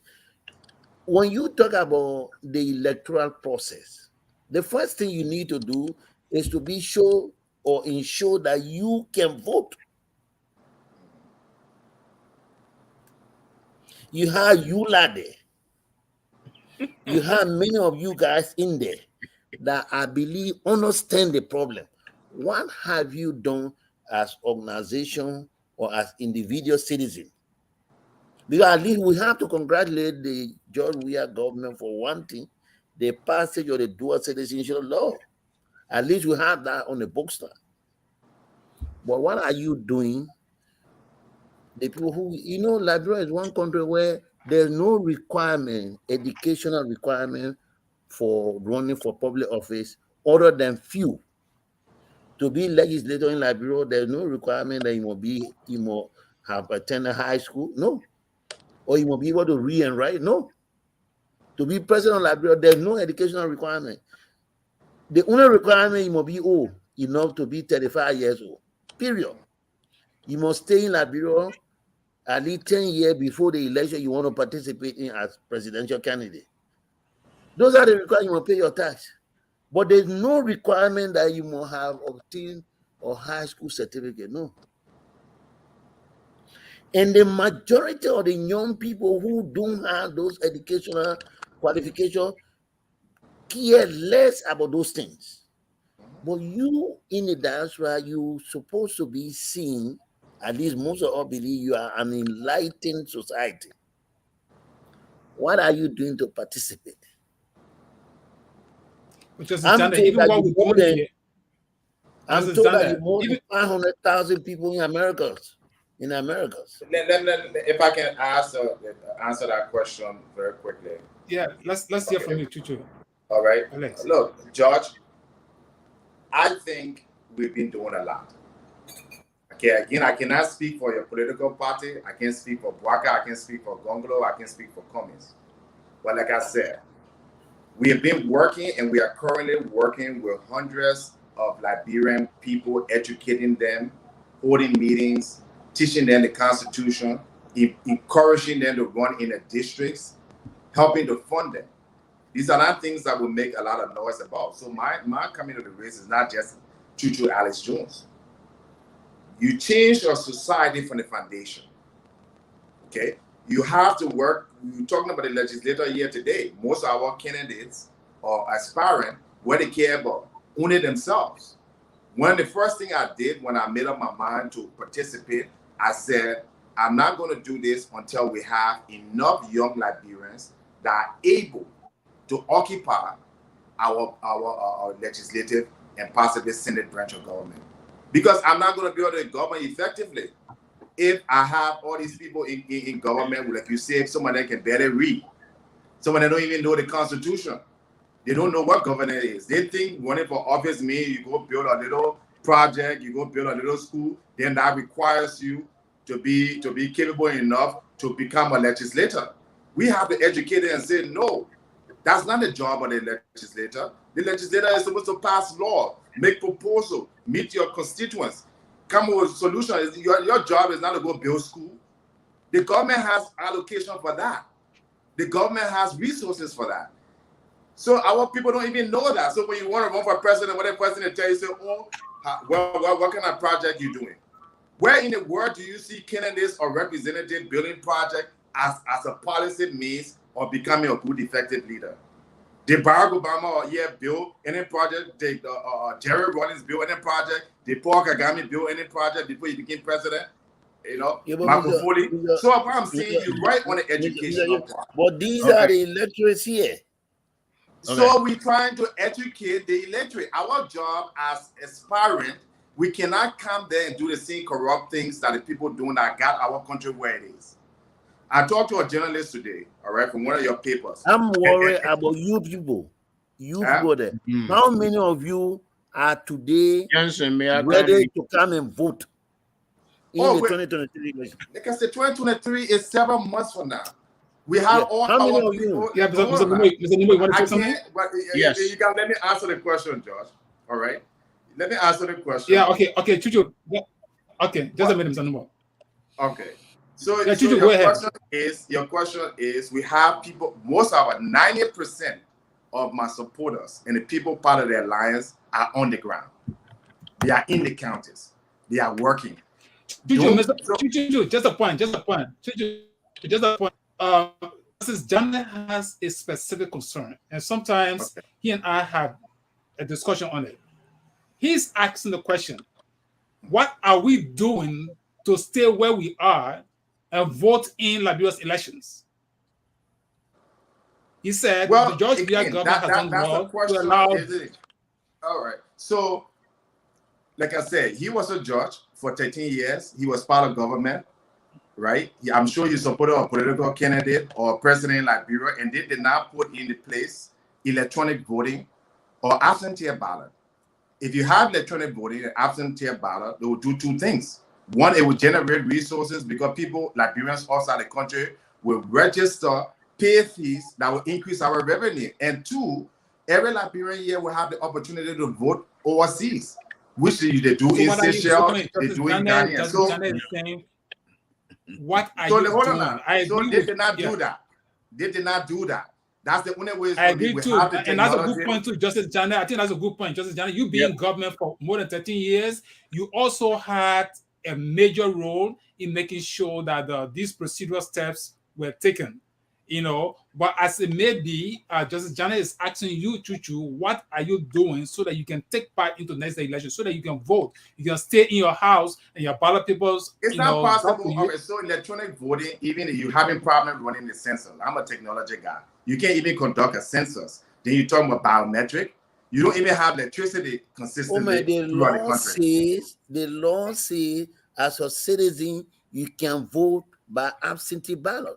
We don't That is the have the law. Liberian, yes, but the law Yeah. also says So why that you the can't president. why you can't take actions there to We can't ensure take action because the very legislators from the political parties are not willing to do their job.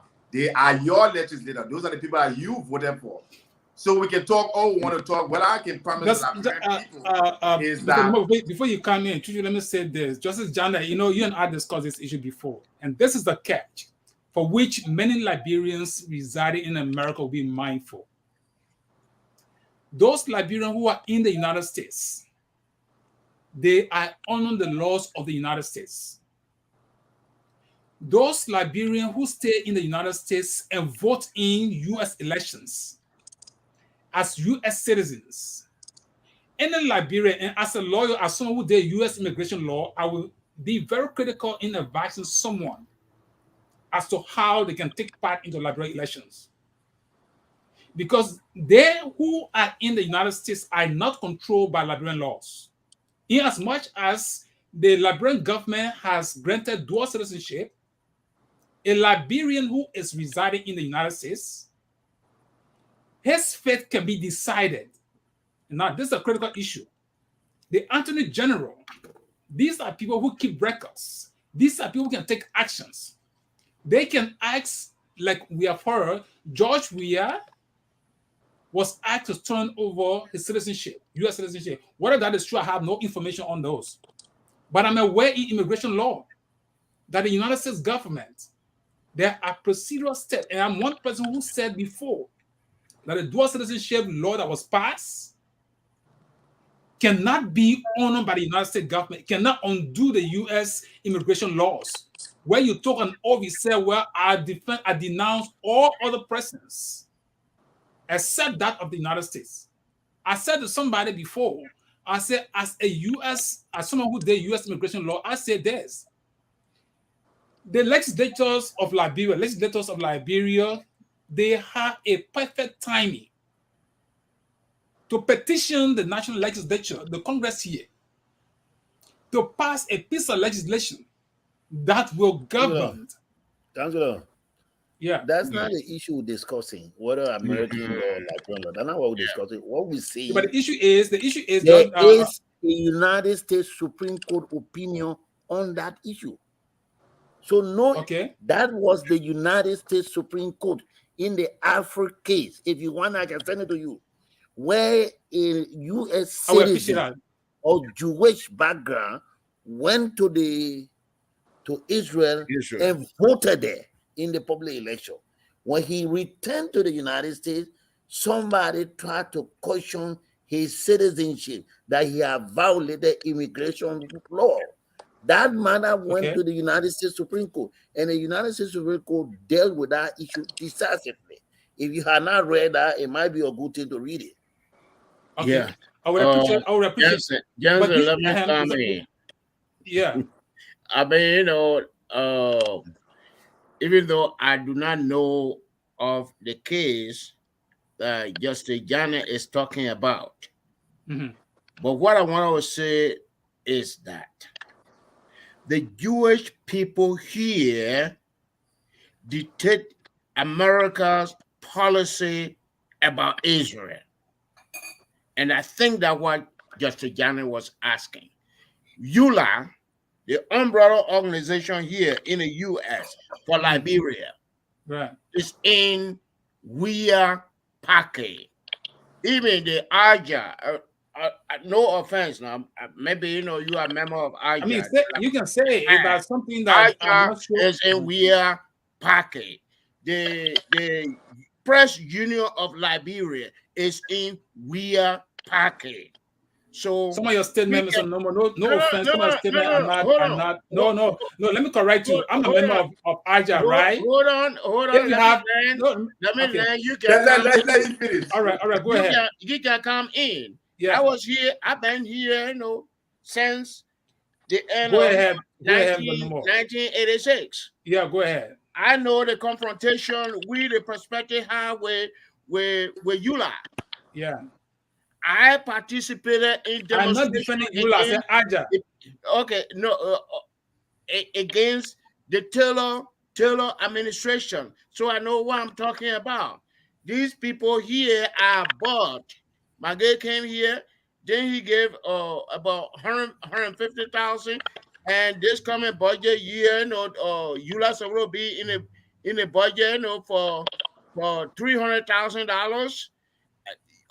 The journalists association in Liberia, the Weah government was supporting the two candidates in there. Isn't that a shame?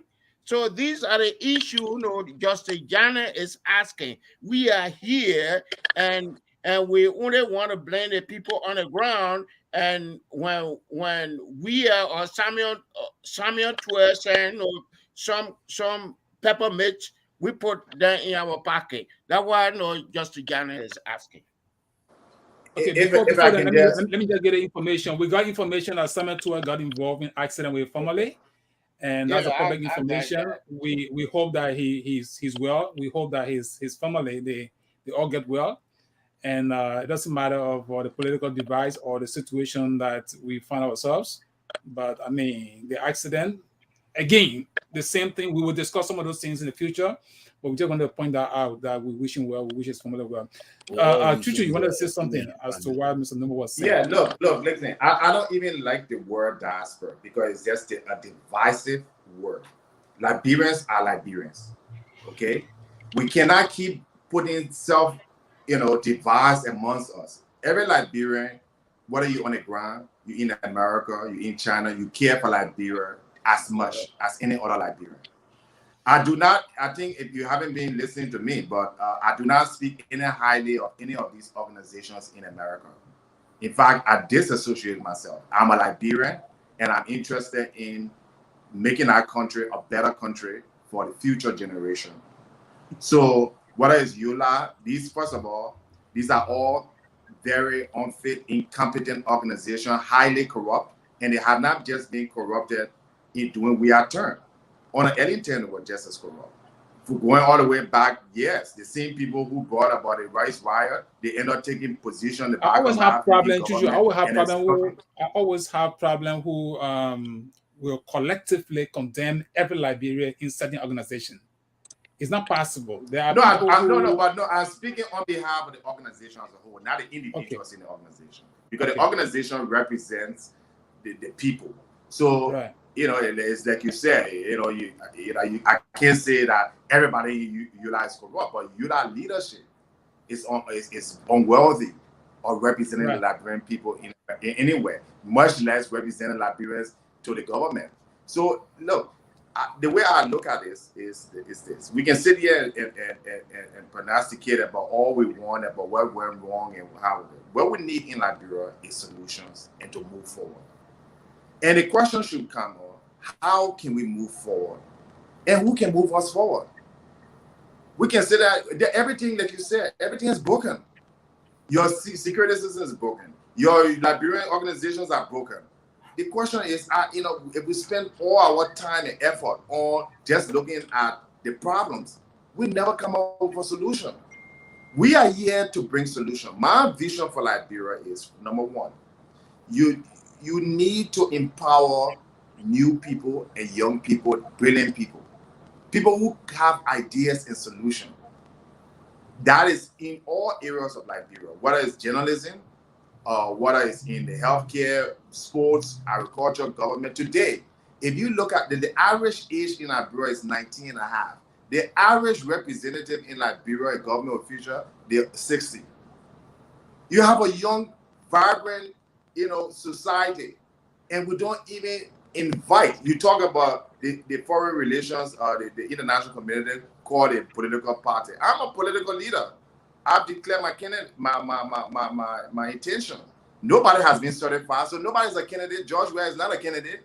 Buckeye is not a candidate. He's just an experiment. When the election commission, but those persons have political institution. But I do have a political institution.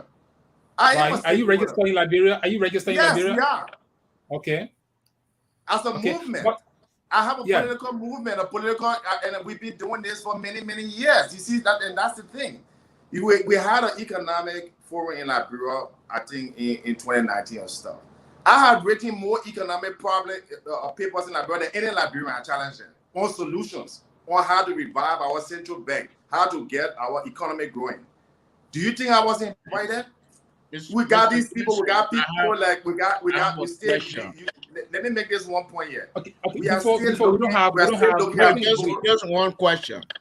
Yeah, I'll get to your question. But I want to make this very point here. Okay. Mm-hmm. We got people running our economy that left school since the 70s, like the former Minister of Commerce. When will these people retire? Buckeye has not had a job in the last 5 years. All right, you're taking a man that doesn't even have a job or is not even in the workforce, and you're going to make him president. Everything in a modern economy voting America. Okay. So voting America. What I want to make here is we have to invest in our young people. That's what I'm doing. That's the reason I came to this race to train them, educate them, give them encouragement. Whether they win or they lose, it doesn't matter to me. What matters is when the ballot boxes in 2023, we want to see new names. We want to see new people. Because you can't change a broken system with the same old people who broke it. Okay. I have one question. I need clarification. Let me say that, Mr. Nobody Eyes. We don't have much time. Hold on, Jensen. There was a guy that appeared on Focus on Liberia who said, Samuel Tuer was the best finance minister. Is it Mr. Jones? No, I never said it. I never said that. I think it was George who said that. No. A financial guy in the US said that on Focus on. Well, I've said, here's what I've said. I've said the worst finance minister in Liberia history, and I've seen this from a financial background, was Amara Kone. Second to him is Samuel Tuer. These were people who had no finance experience or banking experience. They never worked as a teller in a bank. Okay. And you make them finance minister. Then you wonder why the country is financially deteriorating. I've worked in finance for over 15 years. They won't even consider you to become a director of a country if you have not had at least 10 years experience. They go to these schools, these short programs, they say they're 6 months at Harvard, and all of a sudden, they say they're educated with no experience. Okay, Mr. Jones. So that was my position on it. Mr. Jones. Mr. Nomo, this program. Let me say one thing. If you want to be like Liberia president, okay. George Kia give it a try. But no personal attack. No personal attack. George Kia give it a try. When I asked Ellen Johnson Sirleaf who she was afraid of, instead of Bronskin, she said George Kia. Because George Kia had organization on the ground in all the political subdivisions. Can Mr. Jones no boast about that?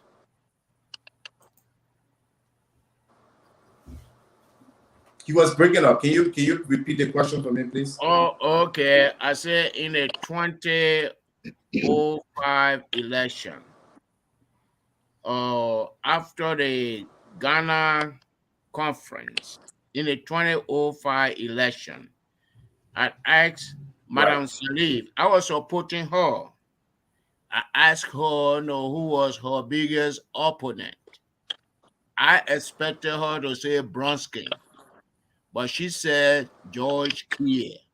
And I said, why? And she said, because George Clear has organization in all the political subdivisions of Liberia. And I'm asking you, can you boast of that? Oh, we're working on it. Like I said, a room was not built in one day. And our Okay. main intention here is to change the narrative in Liberian election. So our goal here is one, and that has to be done through education. It has to be done through mobilization, and that's going to take time. My focus is not on just election next year. My focus is on, if I do win the election, do I have the young people in Liberia prepared to lead, to run the different ministries, to come up with ideas, the county, to decentralize the county? We have a very, very ambitious plan that can take Liberia from where it is today to on the likes of, in Botswana in 5 years' time. We have the resources. We have the young population. In fact, our population is too small. You go into counties and there are 200,000 people in a whole county. How can we, I wrote a paper on how we decentralize the central bank into the 15 counties and the judicial system. So instead of having 5 judges, we have 15 judges and a Supreme Court. So you don't have to move cases from one county to come to Monrovia. So we're coming up with innovative ideas to leapfrog into the 21st century. And that takes people. Alex, I think we will talk to you personally. And time is fast spent. And I'm getting signal that somebody want to, someone has a view, want to take a call. From there, we have a few comments here. We read the comments, we take response from each of you, and then we have recommendation, and then probably we close and call it a day. Just Hello? Pigeon, are you there with the call? Yes. Hold on for the caller. Okay. You are on live. All right. Can you hear me? Yes. Yeah, we are hearing. Who are we speaking with? All right, speaking with Dr. Ishmael Habib Rahim, and I'm calling you from Germany. Okay, Mr. Rashid, what is your comment? I know you've been listening to us. We discussed in Liberia the training events. Should George Weah be impeached? Yeah, the first thing, I saw the topic and I saw the capsule, and I listened to the panelists or the guests that you have on the show. You know, sometimes when we're talking about Liberia, we always like to shoot our friend in the legs. And the brother, I know brother Chuchu, was just saying something about the young people that will control Liberia. But let's look at Joshua impeachment something first before I go back to some of the comments. Please summarize, Mr. Rahim, right? Rahim. Yeah. You know, you can invite Mr. Janet or Honorable Cabinet Janet, who happened to be my ex-bossman at the Freeport of Monrovia. I work with the Liberia People Police. When you want to discuss such an issue with his vice idea, and knowing that whether he was impeached the right way or he was impeached the wrong way, there's no amount of information that Councillor Janet will give to the Liberian people for them to listen to a majority. It might not be everybody, maybe only people who can read between the lines. In the first place, the question is if President Weah should be impeached. If Councillor Janet speak on the issue, people will say it's premeditated or he want to pay back. That's the first issue. No. Let me say this. Let me say that Rahim, Justice Janet said he believed the laws, particularly the Constitution, has been violated, and for that reason, Don't think there's a reason for any president to be impeached, not just George Weah, if the laws are violated by a certain president? Any president can be impeached when you go against the Constitution. Okay. George Weah, we saw the impeachment of Donald Trump. So then why will you reach a conclusion that Justice Janet wants a payback? My conclusion, if the law says so, and the law, you have all of the premier facie, you have all of the evidence that is measurable in court, then the House of the Senate or whosoever the institution or the library people that are responsible for that, they can put it in to make that case. So hello. And my question to you is, why do you think Justice Janet wants a payback? Now, I don't say Councillor Janet want a payback. I said the lot of the Liberian people that were listening to the show, if Councillor Janet is saying the truth or not, they were not analyzed. They were saying he want a payback. That's my point. I'm not talking directly to the councillor. It's a view. We can't go in the minds of the 5 million Liberians. It is your view. So again, we got your call, the intent of your call. I know Justice Janet will address himself to that. Is there another issue? No, to a point, doctor. To a point, you can say again, we all are professional people. If you want in security, they don't go for Sassihu, they don't go to pastor or imam, they do scientific investigation. If you have the Canada investigation, if they can't read the mind of people. Okay. I wait to answer that question. No, I mean we will answer your question. We just want to take your final comment, and then we go back to our comments. Okay, thank you for the show, and thank you for informing the Liberian people. And I've been following the radio. I'm one of the regular callers. I was supposed to be one of the correspondents because all is about Liberia, it's not about George Weah, it's not about Cummings. We need Liberia to be a better place. We need to be sincere and fair to our very self. So okay, my recommendation to thank you so much. Thank you so much. Thank you so much. I want to say thank you for making your call on this program, and I know Justice Janet will make a comment on that. Patient, is there any other call? Oh, the person went on. I would enlighten you. Yeah. Okay, Justice Janet, you want to respond to the fellow? And Justice Janet, please, we want you to come out a little bit. Okay, good. You want to respond to the caller? I like That's your former employee, he said. Yeah, I work at the port. In fact, I left high school and worked at the port as a clerk. And I rose through the ranks.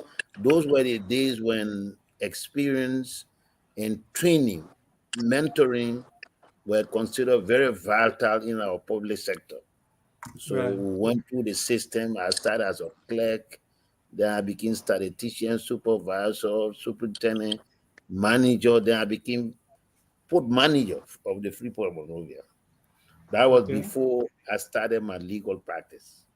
So I'm glad that one of the fellows there, he says he's in Germany now. So we hope that they all can make a comeback to contribute the experience they have had to helping the development of Liberia, transformation of Liberia. So let me come back to Chuchu. One way we can all help to transform Liberia from the current state of decadence to a promising future is to change the governance system. You want incapacity, you want to give the people, and the way to do that is, especially with the young people, is to get an education and training. You know that almost everything in Liberia today is broken down. I teach at 2 different universities. Like the better said, to get students to write written paragraphs, especially those coming from high school, is a challenge. Yes. Serious challenge. Now, so how do we remove these people who are there now and only want to be interested in themselves and their families, immediate families? How do you remove them? Put people like you, people that you believe have the enlightenment to be able to transform Liberia when you give them public offices. We do that through one legal means, and that is to vote them out of office and to vote in those who you believe have that competence, that patriotism. But you're not voting. We have, by the estimate I received from my own little discussion with people here and there, in the diaspora, particularly in the Americas, we have over 500,000 Liberian citizens. Can we work to transform them, help them to become part of the 2023 elections? And if the answer is yes, how do we do that? That's the kind of thing I'm talking about. Here in Liberia, generally, we don't vote on issues. We don't. That's the state of affairs right now. Most of the people are only interested in going, oh, my man, our brother, yeah, man. Okay, of course, people are living abject poverty. Bag of rice. Give them small bag of rice, and then you change the whole thing. But you over there, I'm not sure anybody will go to anybody in America very easily.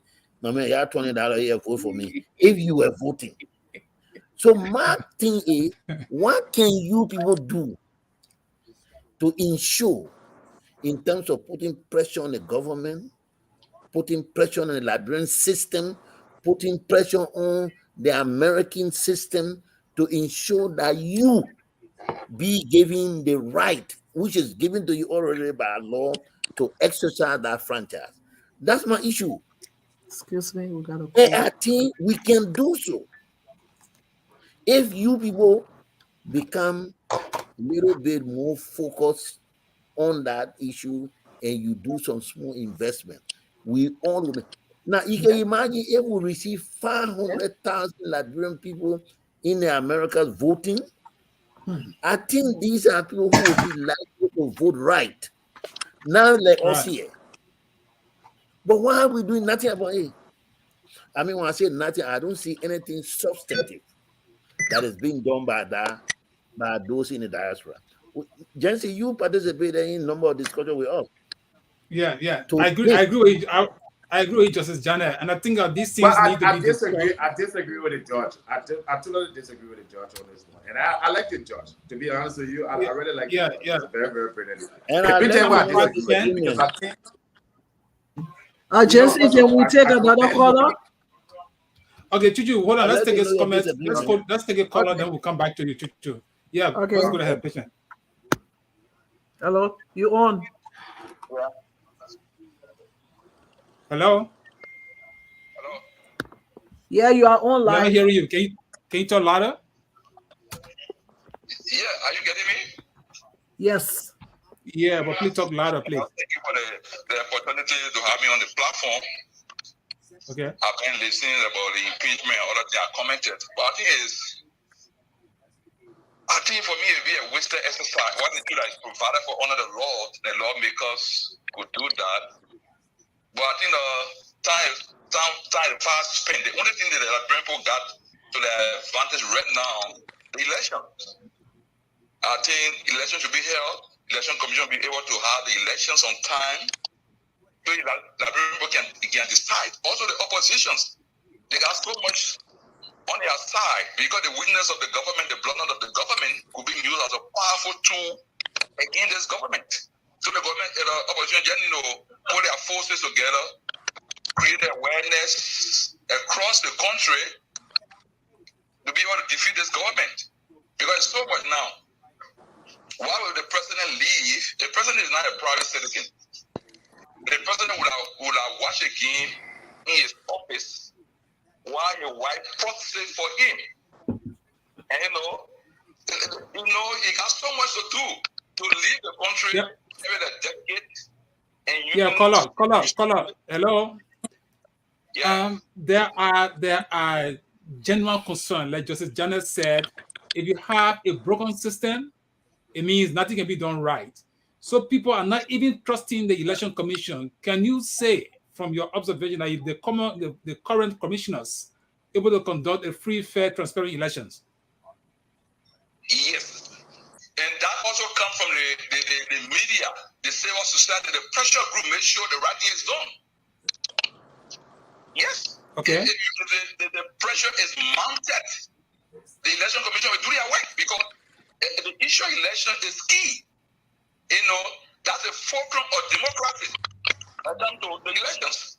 So the media, all of the human rights group and the opposition, also while our international partners, because they also give money for elections.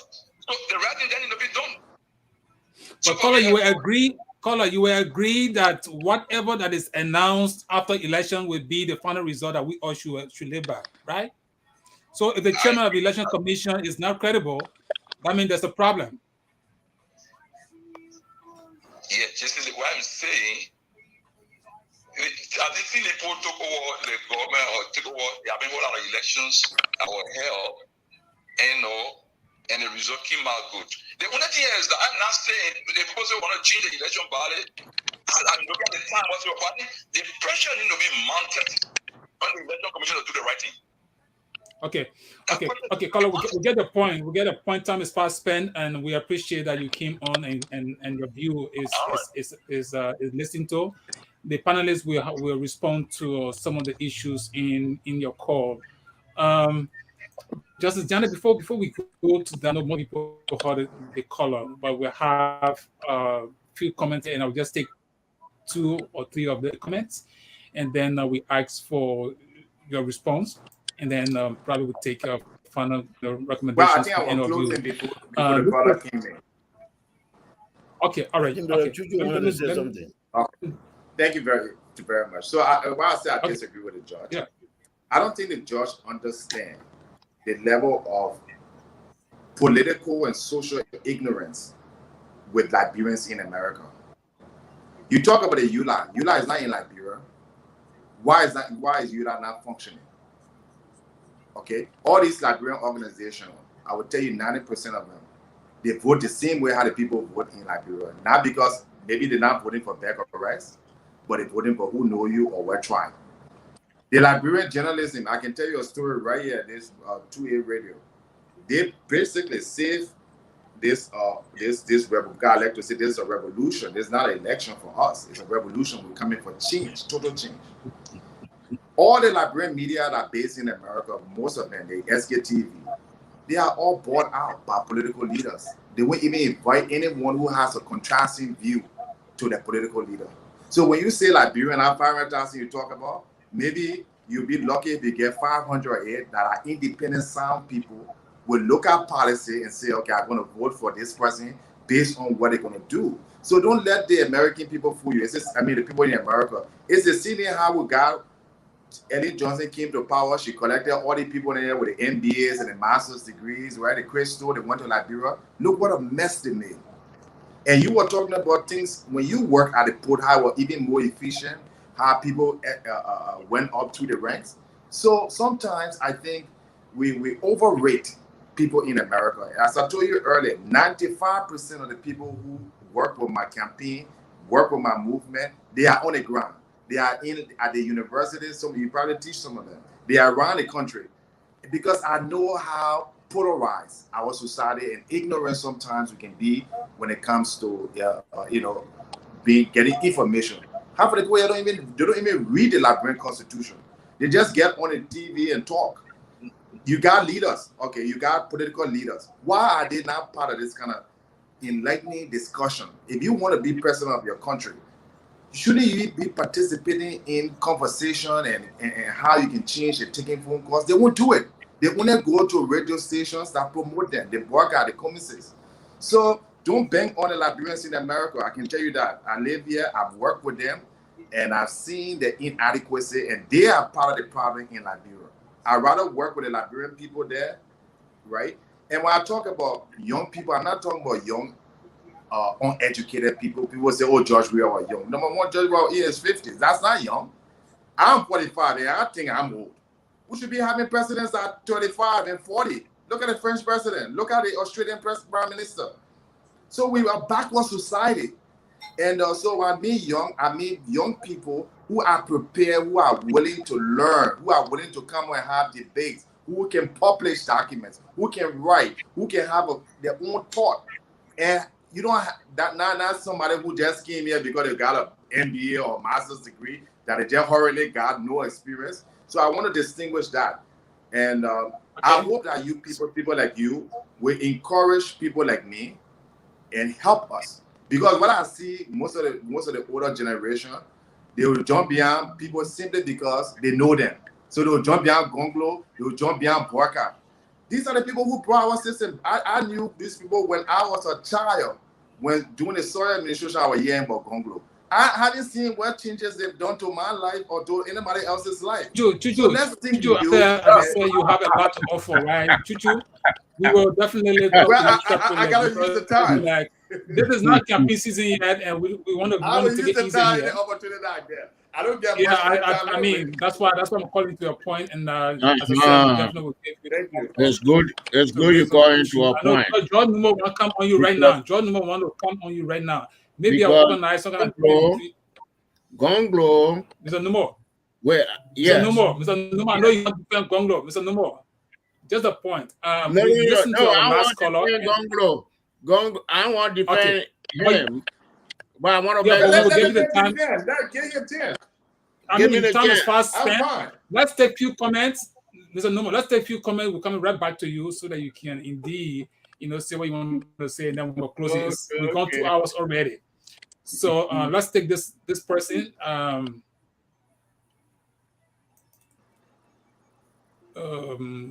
This is Abraham. What's going on? Okay, this is Abraham V. Kamara. He says, the only independent and balanced news network. We are not praise singers. We look at the organic laws of the land, Liberia. We report it is. You can keep making your comments. We hide. Oh, somebody responding to Abraham. Okay, that's the way really they're responding to Abraham, but this is Abraham's comment. Abraham says, you people not have anything to offer this country, only to bring problem to us. Just wait. Not far for election. You keep your plan. We are not going to listen to anyone.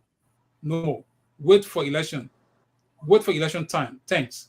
That's from Abraham. And the person we have here is Moses. There's a lot of comments. We're not going to read all. He says, well, wow. You see, these are the same analysis I was making to my fellow colleagues on the present illegal abandoning the country. That's Moses there. One more comment and come right back to you guys. I think it's Amos Weah. Amos Weah says, to impeach President Weah is a wasted exercise for now because the elections is less than a year. The best place to punish this government is at the ballot box if the Liberian people are serious. That's a comment from Amos Weah, and we want to end it there. There's so much comment here. And right back to you, Mr. George Numo. What were you talking about? And finally, probably you can respond to some of the comment that we yes had, and call the last call. Well, let's say panelist Jones talk about these politicians. Gonglo, Boakai been in retirement for 5 years. Gonglo, he heard about Gonglo when he was a young boy in school. But what he failed to do is to talk about what he has done for Liberia up to this point. And we were talking about a dual citizenship law. I believe his father is from Senegal. Who? The reason I come to this is that Wani Boto, the great Wani Boto. Whose father from Senegal? Whose father from Senegal? Alex Jones. The great Wani Boto could not play in Ghana because his mother was a Grebo woman, Wani Bo, and his name was To. And he has to come to Liberia to play on the Liberian national team. And Liberia is a patrimonial society. So how will Alex Jones, with Senegalese father and Liberian mother, run for president in Liberia? Or maybe he was born in Liberia. No. Hold on. Moving forward. He talking about young people. The young people that Justice Janet and myself talk about, that they cannot read and write. Like George Weah. So Alex Jones coming to power is bringing George Weah government back to power. So these I want to stop there and give me a chance to respond. Again, let me say this. I don't want it to be a dialogue between. No, it's not a personal attack, though. I'm not saying personal attack because that's a good concern, right? So I'm not saying Mr. Jones just gave a comment and then we move on. Yeah, well, if you please indulge me, first of all, I would like to know your political affiliation or who you support, because I think it will be transparent of you to first of all declare that. Secondly, I listed my father, and I'm very proud that my father went to Liberia and helped build Liberia infrastructure, and died in Liberia, was murdered in Liberia for no reason, okay, by the very armed forces of Liberia. I was there. He sacrificed his whole life. He educated Liberians. He helped your very administration build technical systems in Liberia. So I listed that, and I'm very proud of it. And I hope the Senegalese team win the World Cup, and I would be even proud. But I'm also proud of my mother. I was born in Liberia. I love my country, and I am a Liberian. I carry a Liberian passport. I've traveled around the world. I've had several opportunities to become a British citizen, an American citizen, and I refuse. And I would die as a Liberian. So secondly, because it is very important here, and as I mentioned, you guys, some of the old generation, our job is to bring new perspective. You criticize everybody who knew, who you don't know, and then usually when it says somebody what you don't know, you fear.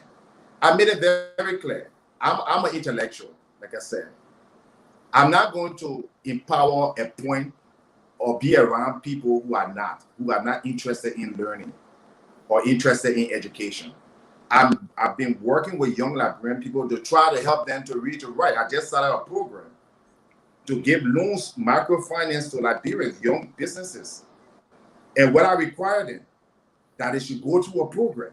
They should learn to put up a business plan. I'm helping them to do those things. So we can sit there and say, I hope young people can read, can write, but what are we doing to help them? I was in Liberia for 7 years reselling. I know what I'm talking about. I was there for 7 years. Mr. No more. I want to control this. Hey guys, the issue here. Somebody who plays Samuel or being the best finance minister when he and Dr. Gompu appear on Focus on Africa. This is the same guy. Okay, but the issue here is not. We don't want to be personal, right? That is unfortunate because I think I clarified that point. And if you have any evidence, the issue. Produce your evidence where I said Samuel Eto'o is the best finance minister. If you can't produce it, then you don't need to make those kind of allegations because it's business. Okay. I appear on many economic shows, and I've given my Mr. Jones, Mr. Jones, you are an intellectual. We respect your opinion. Mr. Numbo, we respect your opinion. There are times people want to know more about you, Mr. Jones, and that's why I didn't want to let it go. Very good. Then we will ask some of those questions. We'll find a time. Maybe you and Mr. Numbo will have to meet. Sometimes, like for example, right? Justice Janet, all my days in Liberia and up to the time I came to the States. But I respect him. I've never personally interacted with him like that, right? But I respect him because the way he conducts himself and the way he goes about doing his thing. I've come to know you, Mr. Jones. We also give you that respect. Mr. Numbo and myself, we talk every time. He was once my boss as the chief operating officer. Mr. Numbo, I don't know so much. So the issue here should not be about you guys, right? We're talking about Liberia. That's the crux of today's discussion. Liberia. George Weah, his performance as president of Liberia. We would not have been discussing George Weah if he was not president of Liberia. So sometimes people make these things out. Why every day you're talking about George Weah? We're not talking about George, we're talking about the presidency. And there's somebody in there. So I don't want us to take this thing. True, you want to be president of Liberia, definitely you have to explain yourself.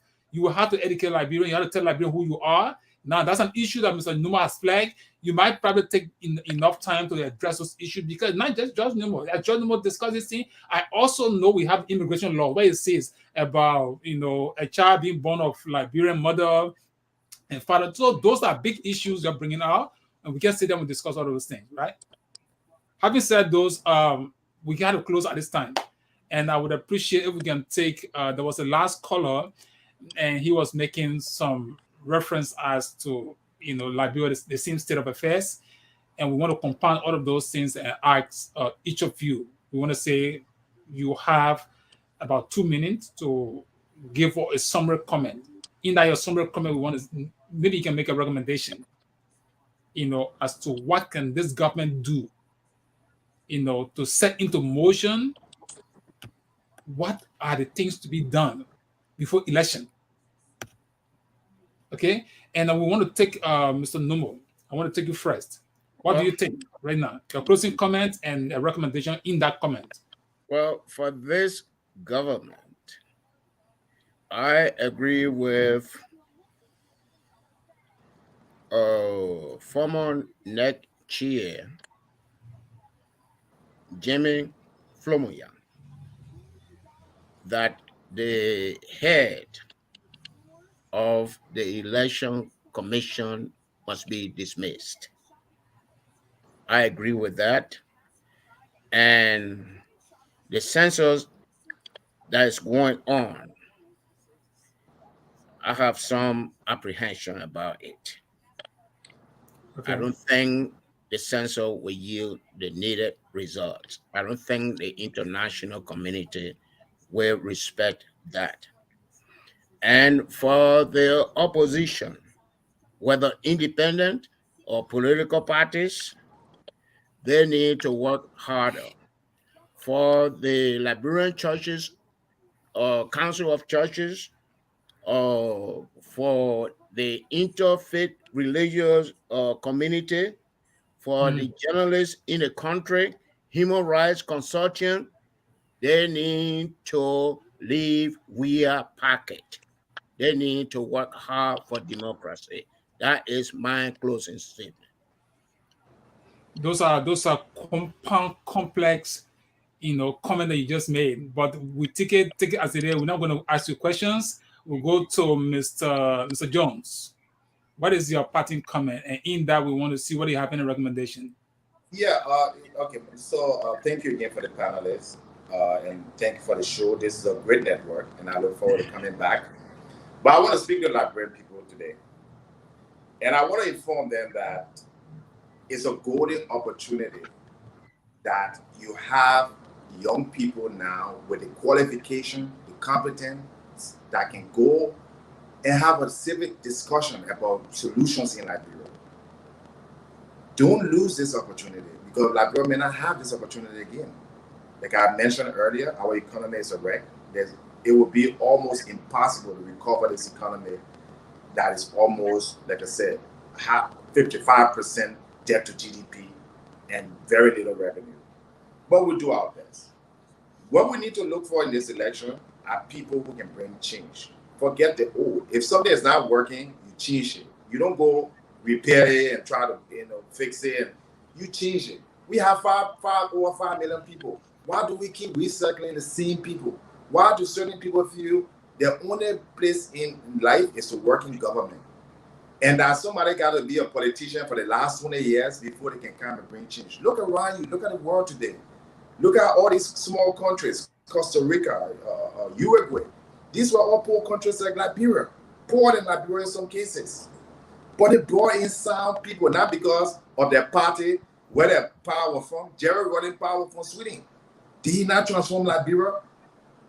When we talk about the Constitution or we talk about the laws in Liberia, if we want to unify this country, if we want to unify this country, then we have to open our minds and our eyes to see. Because like the Bible said, even Jesus Christ came to his own didn't recognize him. Maybe you're looking for this Gothic figure to come.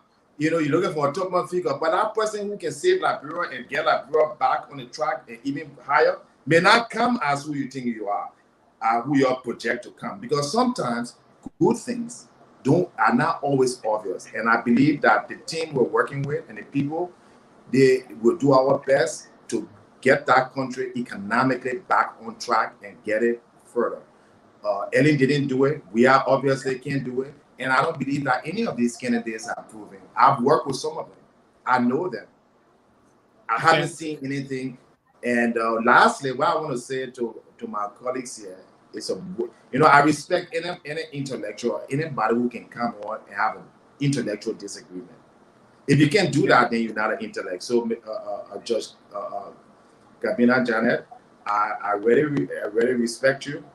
And I look forward to people like you and people like Mr. Lobo working with you guys. Disagree with me. I'm open.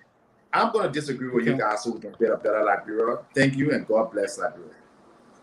That's good. That's a good point, Mr. Nomo, Mr. Justice Janet. Justice Janet. But before Justice Janet, just a minute. Somebody just called me and said, George Nomo, you should clarify what you mean to say Joseph Boakai was retired for 5 years. For the record. No. He said Joseph Boakai has not been in power for 5 years. That's what Mr. Jones No, that's not what I said. What I said. No, you said hello. You said Joseph Boakai was retired for 5 years. No. I didn't say retired. So, all right, was not in power for 5 years. Okay. That was at the end of the early administration. All right. We'll take that. Justice Janet, what is your parting comment? We want to say thank you for coming. We just want to ask for a parting comment and probably any recommendation that can come from you. Well, I want to thank all of my colleagues for being on the show. I think it was quite entertaining. Yes. And to a large extent, very informative for many people who may have been listening. We have a country today that is in very deep trouble. The challenges are enormous. People, I was talking to President Selig one time just before she became president, and she said she was talking to some experts who had done some assessment of the situation in Liberia.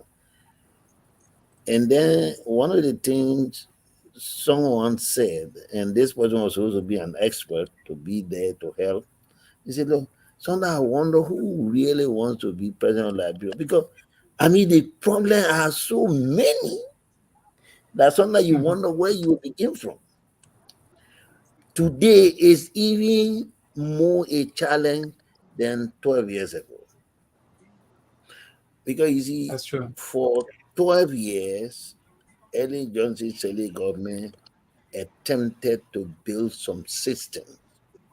We may disagree, but attempts were made, systems were built, not as adequate as we all would have loved to see them, but efforts were made. And some of these things we could see results. I know that from the standpoint of the judiciary, there were a lot of judicial complexes that were built all over the country. Yes. Efforts were made to transform the judicial system. It didn't reach where we wanted it to be. That's true. But all of this thing happened. What we have seen over the last 5 years is rolling of all of these things back. We reached a point where the Supreme Court had to summon the Minister of Justice and Minister of Finance to say, what is happening with salaries for judges? Now, mind you now, judges are people in Liberia under the law that are not supposed to engage in any other commercial activity, any other income generating activity. Once you become a judge, you are circumscribed only to that job. You cut their salary, they can't get salary, they can't get benefits. And you say you're running a system.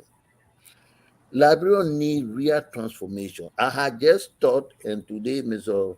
Jones is telling me that, you have the same kind of character of Liberian in the diaspora as in Liberia here. Where that's regrettable, really regrettable. My thought has always been that having been exposed to a system different from ours here, a system where people work and they can reach the top, not based on any one person connection to somebody at the top, of just on the basis of merit, where people are accorded, are given due process of law when they are charged. I thought that system has exposed most of our brethren to the extent that they will make sound decisions. But if that's not the case, then that's regrettable. But I hope that all of us can work together as Liberians, both in and outside Liberia, to make sure that this time around, these elections that will be held in 2023, that will be conducted in a manner that will produce the kind of leadership that Liberia deserves. Thank you.